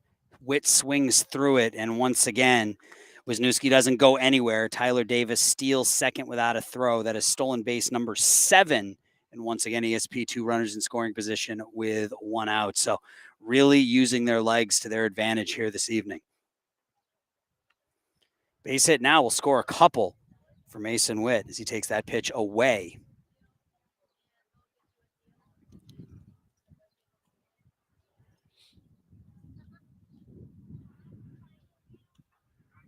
That one's called a strike on the outside corner.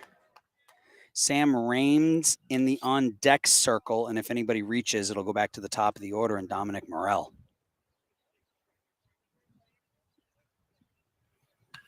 That one's a line drive out to center field, so Witt gets it done again. Wisniewski comes in to score. Over to third goes Tyler Davis, and Mason Witt with a 3-hit game picks up the RBI, and ESP has extended their lead again. It is now 8-5, 8-4. Another nice piece of hitting. Just again, just push it into right field, bring home the runner, advance the runner in second. Yeah, I mean 3, and he hasn't smoked any of these balls, but he's making good contact, and the ball's getting down, and that's all you can ask for. Right. Throw over to first. So runners the corners again. Tyler Davis now at third. Mason Witt at first. Sam Raines now up. Sam 0 for 1 officially. He walked his last time up. Pitch is up and away.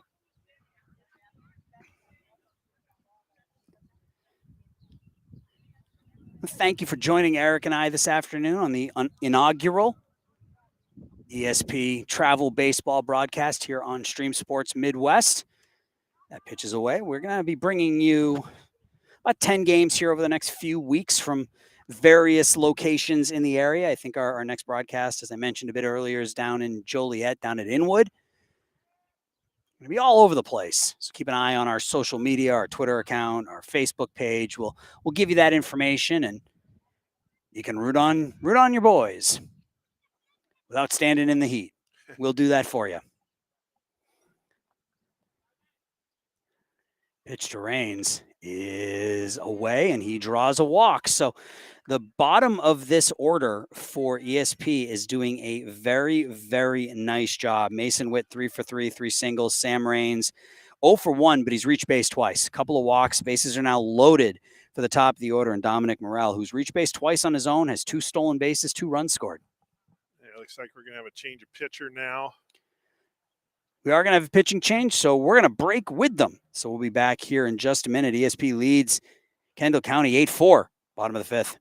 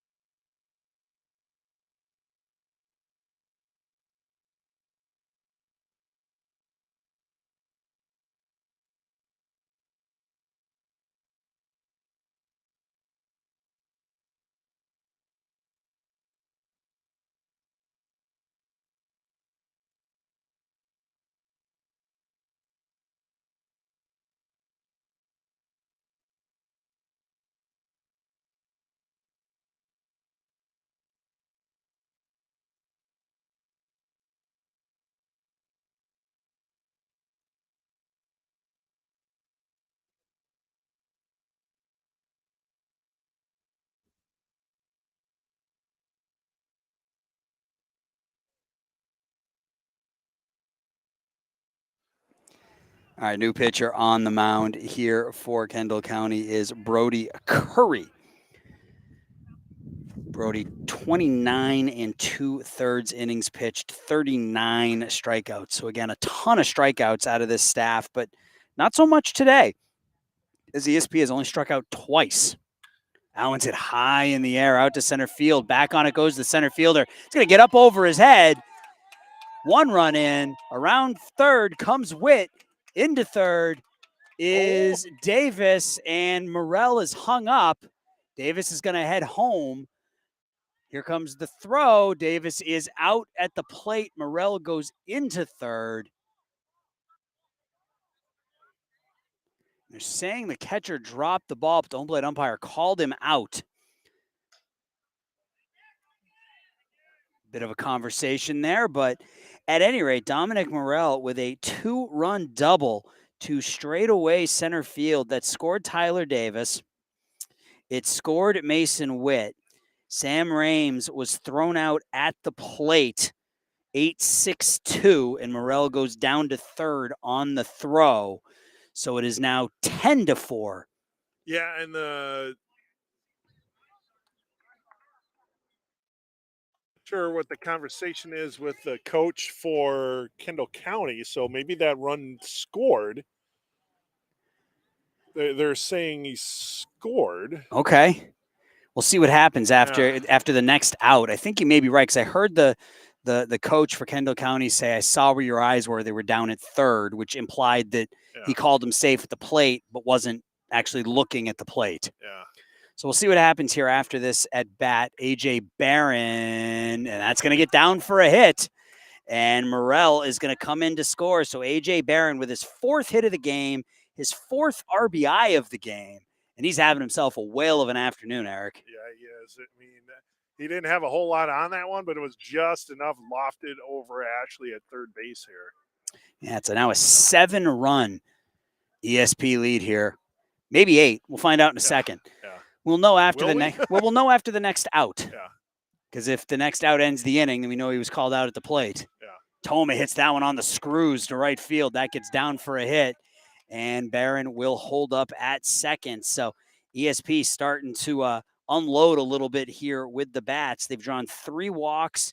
They have 4 hits here in the 5th inning.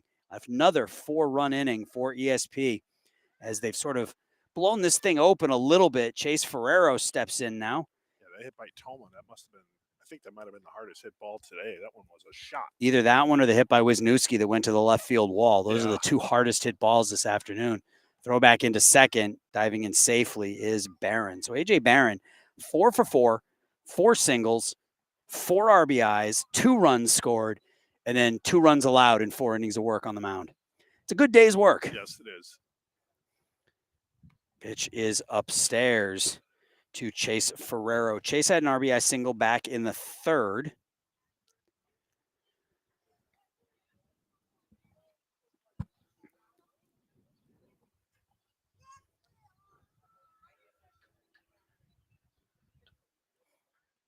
Pitch home. Low and away. And again, only one umpire. And that's where it gets really tough, because you have a rundown in between second and third. Yeah. You have the runner coming home from third. The shortstop throws the ball home. So now the home plate umpire has to get himself into a position to see what is happening at home plate. It's very, very hard to do this with one umpire. So he does the best he can, obviously, but you're just gonna miss things when you're the only one here. Pitch is popped up towards the right, and that's gonna land on top of the Kendall County dugout. So it's either 11-4 or 12-4 here in the bottom of the 5th inning. We'll know for sure in a moment, but either way, ESP's offense coming alive here this afternoon. 11 runs, 14 hits.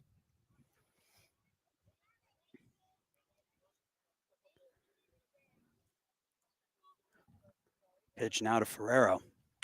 Hit hard down the third base line. Fielded nicely by Ashley. He steps on the bag.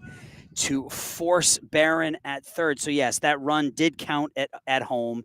So, Sam Rames did come around to score on that 3-run double now by Dominic Morrell. So, Barron's out at third. Toma goes down to second. Ferrero reaches on the fielder's choice, and that'll bring up Tate Bartson, the 9th man to hit here in this inning. It's an 8-run ESP lead. It's 12-4.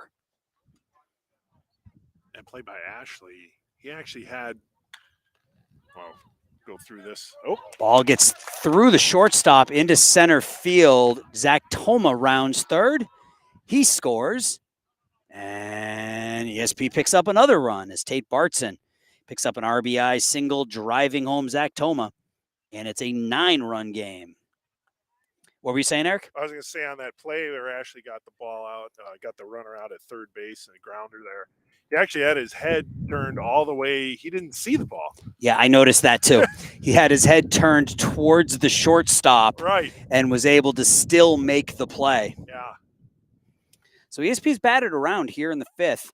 Brandon Wisniewski will come up. He's reached 3 times. He singled, doubled in a couple of runs back in the 3rd, walked, stole a base, and scored here in the 5th. So again, Kendall County, 2 runs in the 4th. ESP comes right back with 2 runs of their own.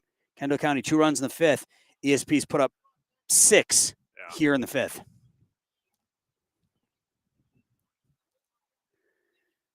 Pitch to Wisniewski.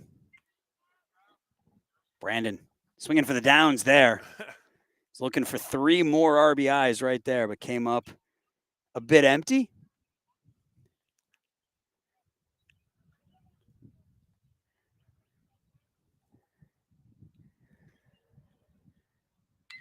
Wisniewski hits this one out to center field. Back on it goes the center fielder, makes the catch, and that retires the side. But a big inning for ESP as they put up 6. We head to the 6th. ESP up 13-4.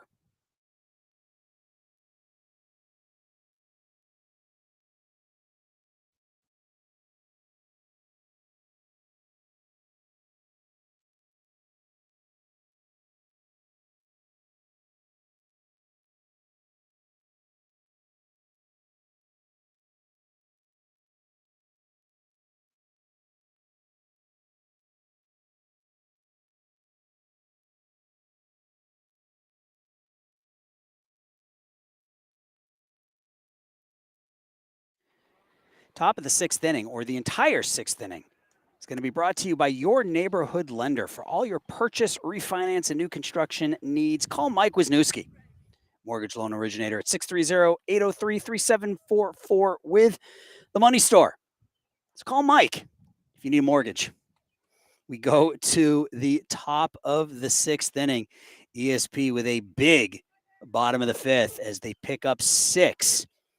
And they have a 9-run lead here as we enter the evening hours. It's cooled down quite a bit. I mean, I'd say it's probably about 15 or 20 degrees cooler now than it was when we got here today. So it's comfortable, but I'm still drained. Standing in this sun when we got here today, and we were doing the setup and in 98-degree heat, and like that was rough. But we are here and we're having fun. I'm having a good time doing this.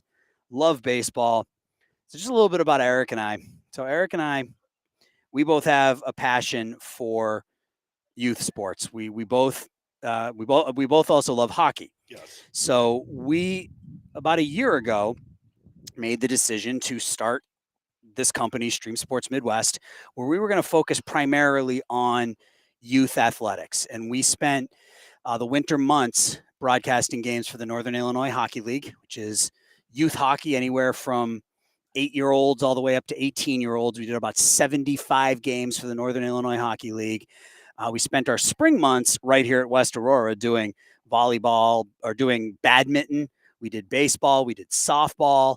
And now we get to do some travel baseball here during the summer. We love the youth sport environment. We love watching the kids get excited and just have fun out there. And that kind of leads us to where we are here tonight. Yeah, and just, again, getting people access to games that they may not be able to get out to. You got friends, relatives who may not be able to get out to games or don't live in state, whatever the case may be.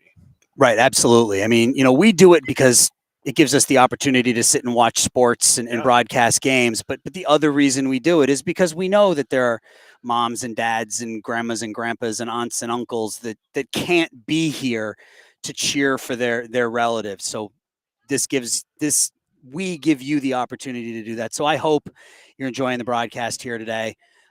Let us know. I mean, drop us a note on Facebook, drop us a note on Twitter, on YouTube. You can leave comments on the videos. Let us know what you thought. Yeah. If we butchered a name, tell us, because we're only as good as the information we have. So we obviously want to continue to improve here as we go through this season. So let us know how you thought we did and what we can do to improve. And if we were perfect, tell us we were perfect. I'm good with that too. And hopefully you guys saw one of the Kendall County players jumped on the roof of the visitors' dugout to get that foul ball. Yeah, he's still sitting up there trying to figure out a way to get down. It's a whole lot easier to get up than it is to get down, as Mulder draws a leadoff walk here in the 6th. That's Christian Mulder. He's walked a couple of times. Now Salling steps in. He's 0 for 1. He struck out in the 2nd, walked in the 4th inning. So we're in the 6th. The sun's starting to set here at West Aurora High School.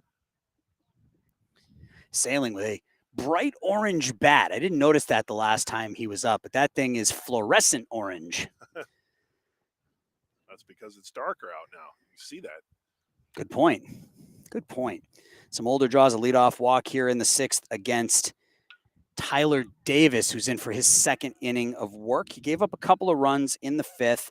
Looked really sharp with his first 2 batters. Got Humbers to pop out to shortstop on the first pitch. Makowski flew out to right. And then the walks sort of came up and bit him a little bit as he walked 3 straight batters. Behringer with a 2-run single, but then he bared down and he was able to strike out the toughest out in this lineup, Brody Curry, strike him out with 2 on and 2 out to end the inning. So got off to a really good start, lost the strike zone a little bit, but battled back to get out of the inning. And now he's got a 9-run lead. Yep.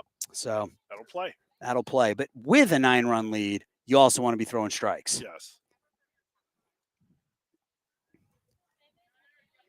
He's fallen behind Sailing here. Misses away, and that's going to be another walk. So it's the 5th walk here in an inning plus for Tyler Davis. So he's going to need to work around some self-inflicted issues here in the 6th, just like he did in the 5th. He was able to work around that. So he's going to be facing the other Mulder, which is Colin Mulder. Colin had a sac fly to center his last time up, grounded out back in the 2nd, takes the first pitch up and away for a ball.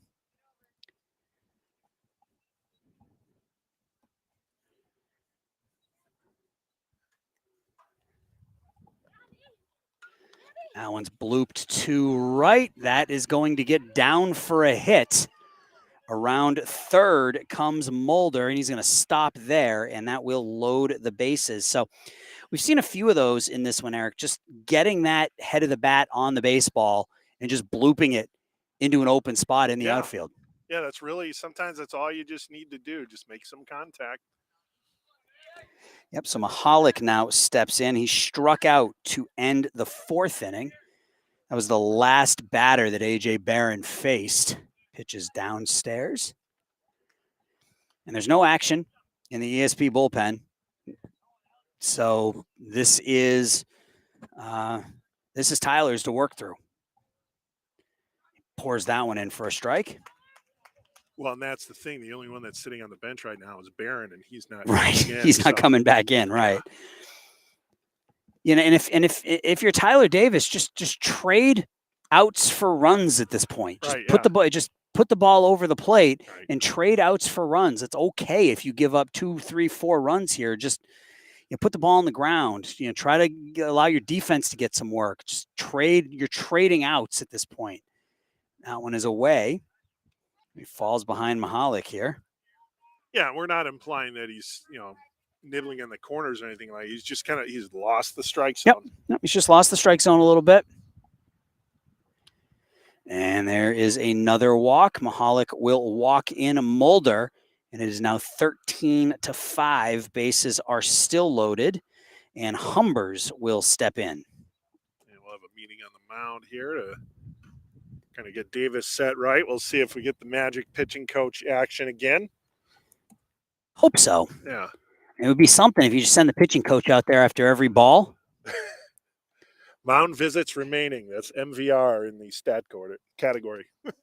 So I just got a message here from one of our viewers, Danielle Morel, who I can only assume is Dominic's mom or relative. Yeah. She told us that we actually broadcasted Dominic's brother in Nihil this year.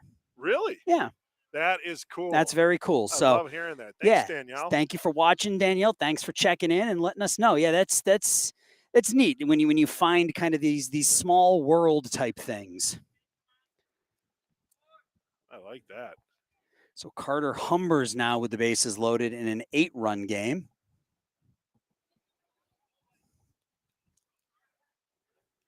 Fouled straight back. Humbers 0 for 2, grounded out to the pitcher and popped out to the shortstop. And I think if you're Tyler Davis, you would take either one of those right now. Yes. Just a little comebacker or a pop-up on the infield, take either one of those. Malkowski in the on-deck circle. There you go. So pitching coach comes to the mound, settles Tyler down a little bit. He comes right back and throws a couple of strikes. Yep. So it just sometimes you just need that somebody in your ear saying, "Hey, come on, your arm angle, or just focus on the hitter. Don't worry about the base runners. You have an 8-run lead. Just your stride leg, whatever right, it is. yeah. Sometimes you just need a little kick in the butt." He gets ahead of Humbers here, throws a ball there in the dirt.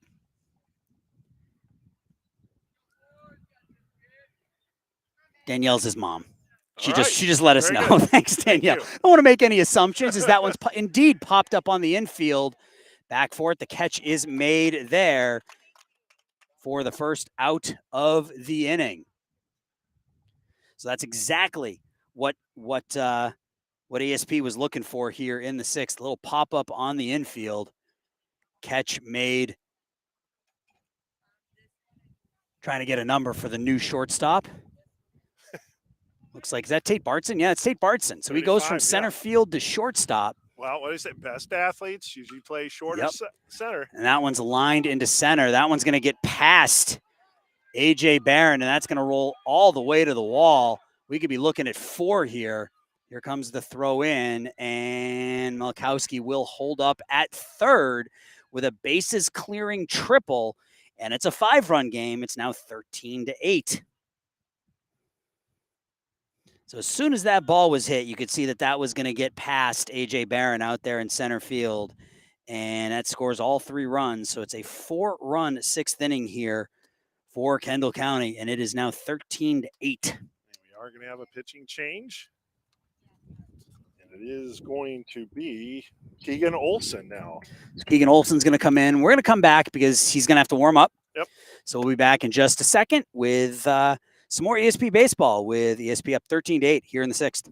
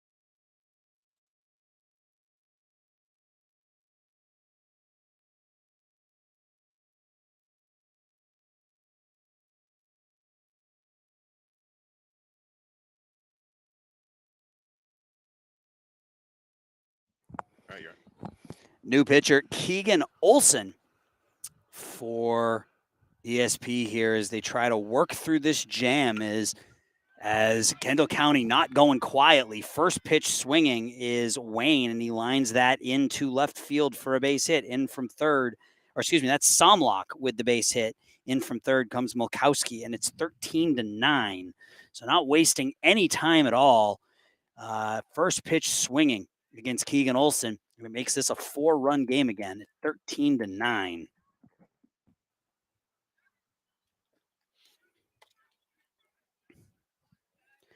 Now we have Wayne stepping in. He's 0 for 1. He struck out, and then he walked and scored back in the 5th. I was about to get to Keegan Olson's numbers, but I couldn't because they were first pitch swinging. 20 innings on the year for Keegan. He's given up 23 hits. Throws a couple of strikes here. Only 8 strikeouts in those 20 innings, so not overpowering. But we're not looking for overpowering here. We're just looking for a ground ball at an infielder or a pop-up or something. Let's trade it out for a run with a 4-run lead in the 7th. And credit, though, to Kendall County. I mean, you give up a 6-run 5th inning, go down by 9. It's very easy to fold up shop, but they didn't do that, and they've put up 5 here in the 6th. Pitch upstairs, throw down to first. Somlock back in safely. I'm still fascinated by the Wayne checking the signs with their base coach. Yeah, he takes that front foot and steps and it almost opens up his stance and looks down at the third base coach for the signal. Right. That one, I guess, just inside. We haven't seen a whole lot of inside pitching, and I think that's probably natural at this level as that that ability or that willingness, I guess, to pitch inside increases as your control improves. Right. You have to have the control. Right. Boy, are they paying attention at first? They got a 4-run lead here. It's 13-9. Trying to keep Somlock close over at first base. That one's hit our way. That one's going to land foul, though. Giving chase was Chase Ferrero. Up close and personal on our broadcast here. We got a couple of balls encroach our personal space here tonight. I like that. Encroach on our personal space. Yes. We don't exactly have the ability to dive out of the way or protect our gear. So it comes down to, does the gear get damaged or do we sacrifice our body? Right. If I have to choose between the camera and Aaron, I'm sorry, Aaron. Yeah, the feeling's mutual. Right. I'm going under the table and just see what happens. Get the laptop. Mm-hmm. And I could probably protect the laptop on a pop-up, but a line drive, I don't know. I'm not gonna worry about that. Throw down to second, and Somlock is able to steal second. A close play. Wisniewski with a strong throw down there.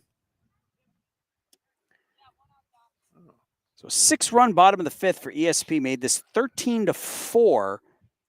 Kendall County has put up 5 here in the 6th, now with a 1 out and a runner at second. And get to the top of the order after Wayne here, and it's a very tough top of the order. Foul trip. It's a very tough lineup in general, as essentially this entire 11-man lineup hits over 300. Yeah. So it's a very, very good Kendall County team. And ESP's done a nice job holding them in check until this inning here where they sort of busted out a little bit. But again, it's been a control thing.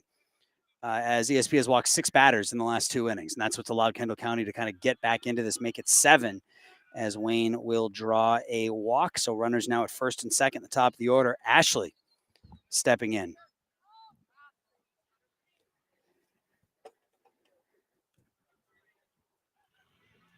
Pinch runner down at first. Wayne will come out. No idea who that is down at first base. Can't get a number from here. Yep. That's all we have. We have a pinch runner. So first and second, 1 out here in the 6th. Line drive to center. That is down for a hit. Rounding third is Somlock. He'll score Into third is 44. 44. That's Carter Humber. All right. And Ashley with a double, run scoring double, gets Kendall County a run closer, 13-10. So Kendall County is going to make ESP earn this one, Eric. Yeah, we talked about before, they weren't giving up. They were chipping away, even though things didn't look great. They're, within 3 now. Yep. Tying run is at the plate in Behringer. Behringer 2 for 3. Lined into a double play back in the first inning, singled and scored in the first, had a 2-run single in the 5th.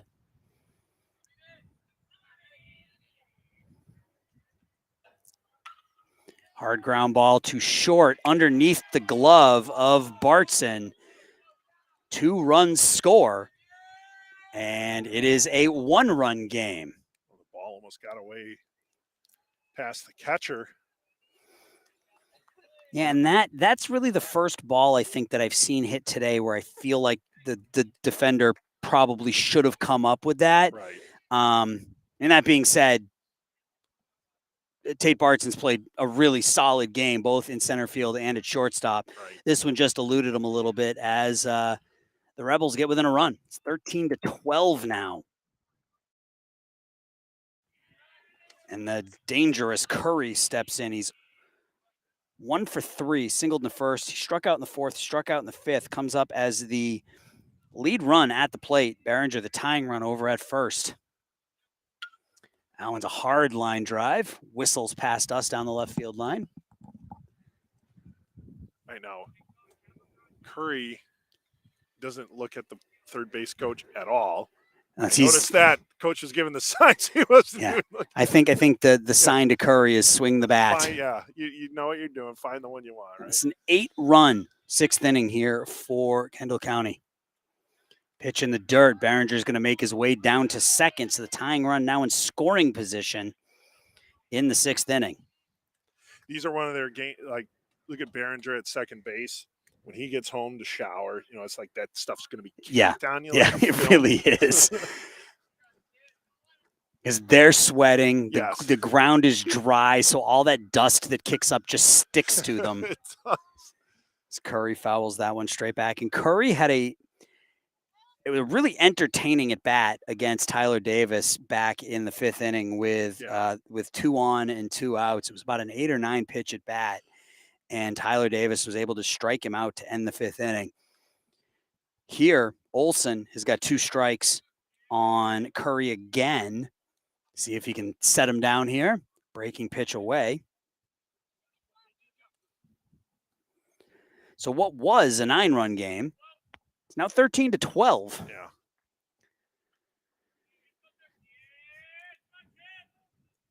Breaking pitch in the dirt again. That gets away from Wisniewski, and Behringer's going to go down to third.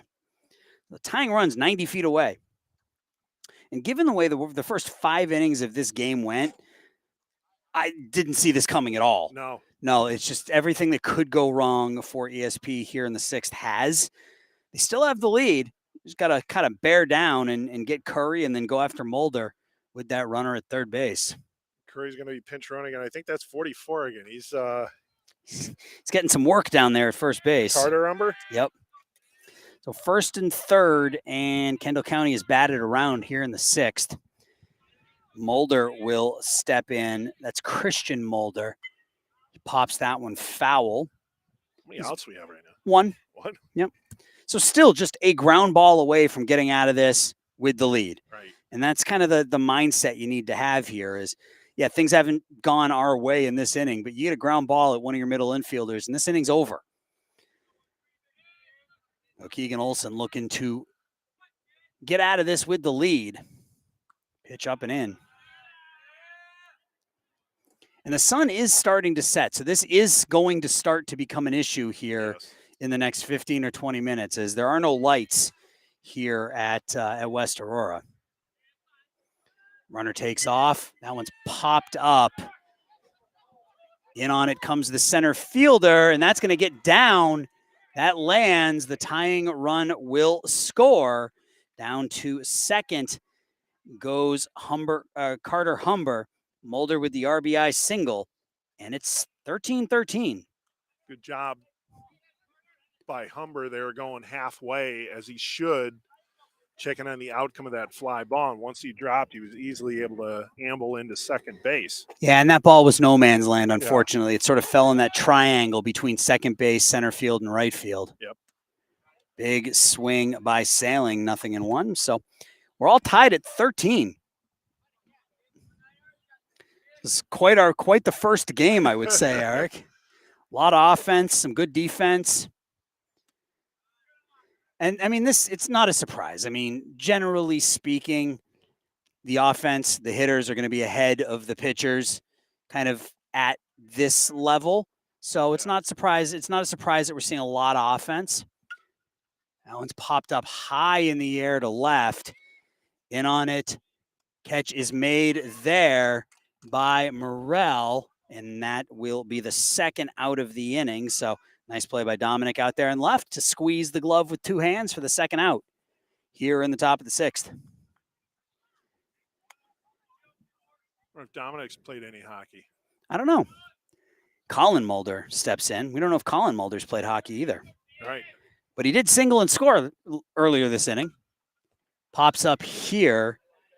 Ferrero back on it. Oh! A collision, and the ball lands. The throw to the plate from Mulder. Wisniewski tags, and out at the plate is Humber. Oh, man.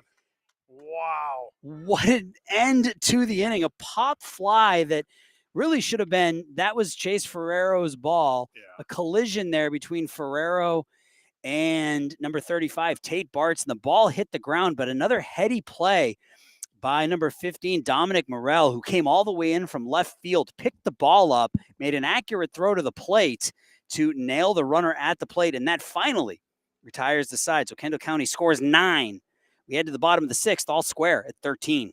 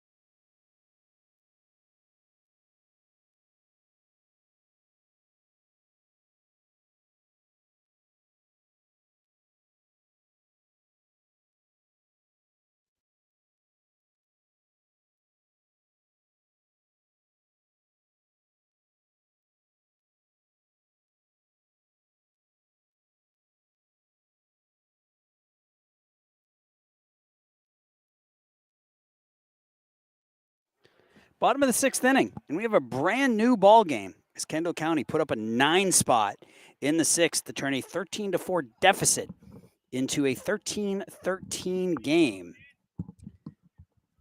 Apparently, Dom used to play hockey. Okay. Oh, Danielle's giving us all the. She's like our sideline reporter. I like that. We throw it to Danielle for some inside information about Dominic. So that's great. So Keegan Olson leads off here the bottom of the sixth inning in a tie ball game now. He walked his last time up.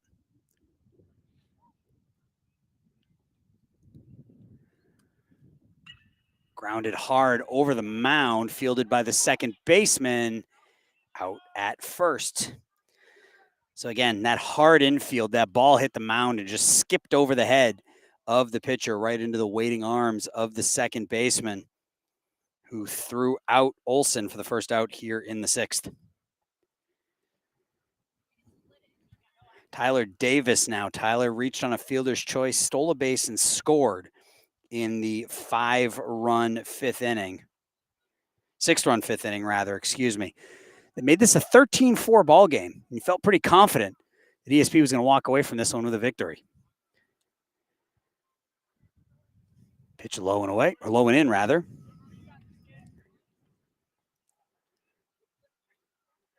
Brody Curry on the mound here for the Rebels. He came in to start the 5th.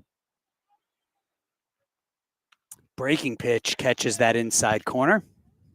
That was a nice one. Just It was. snapped it in there. Yep.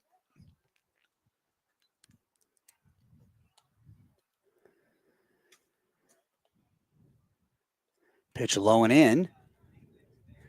Just looking for that late inning, or looking for that sort of that rebound again, as ESP has done a couple of times here today, where Kendall County has scored and then ESP has come right back and scored runs of their own. So more of the same here in the 6th is what we're looking for. Pitch is inside, and Davis draws that 1-out walk. That'll bring up Mason Witt. Mason with a fantastic game here, 3 for 3. An RBI, a couple of runs scored, just making solid contact. 3 singles, 2 to right, 1 to center. Looking for a 4-hit game. Fouls it straight back.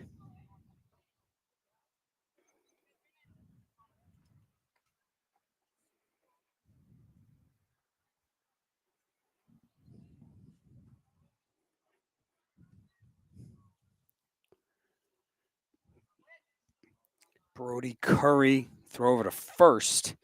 Davis back in safely. Tyler just stole a base in the 5th. 7 stolen bases here this evening for ESP. That one's popped to right. Is that going to get down for the 4th hit of the game? It is. That's going to get down for the 4th hit of the game. And Mason Witt will cruise into second, almost out there, but he does make his way into second base. And for Mason Witt, that's a 4-hit game. I think if that throws on line, he's out at second base. Yeah, Davis had to hold up, though. I mean, that ball was popped up in such a place where Tyler really couldn't go more than a few steps off that first base bag. So he hustled down to second, though. So the lead run at second base, and Sam Raines up now. Sam hits that one down the first base line, just foul. Apparently. Sam, a couple of walks. He scored a run his last time up.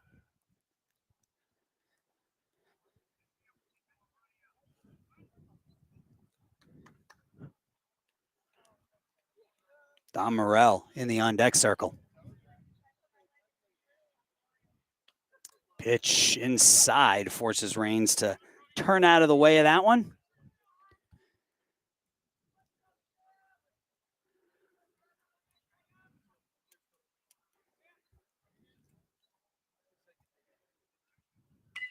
Hit in the air out to center field. That's going to get down for a hit. Mason Witt is going to just, again, barely get into third base. Tyler Davis, rather. So Tyler being very, very cautious on the base pass, Eric. That one looked pretty cleanly like that was going to be a hit all the way. But Tyler held up at second and was only able to make it to third. But the bases are loaded now for the top of the order. And now we'll have a meeting on the mound here. And you're right, Eric. I don't know if, with the sun going down, I don't know if we're going to get a 7th inning in here. So, I mean, this could be it. Unfortunately, we're not going to know that until it happens. Right. So if they start celebrating on a hit or a walk or something, you're going to find out when we do. It's a long conversation on the mound here. Yeah, I mean, talking about where to go with the baseball if it's hit to you, and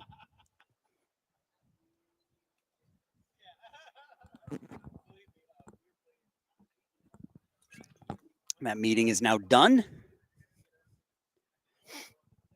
So Dominic Morrell stepping in. Last time up, had a bases clearing double. The big hit in that 5th inning. He scored 3 runs. He's reached base 3 times. It's a couple of stolen bases, 3 runs knocked in. All in all, a pretty good game for the lefty leadoff hitter. Takes that pitch in there for a strike.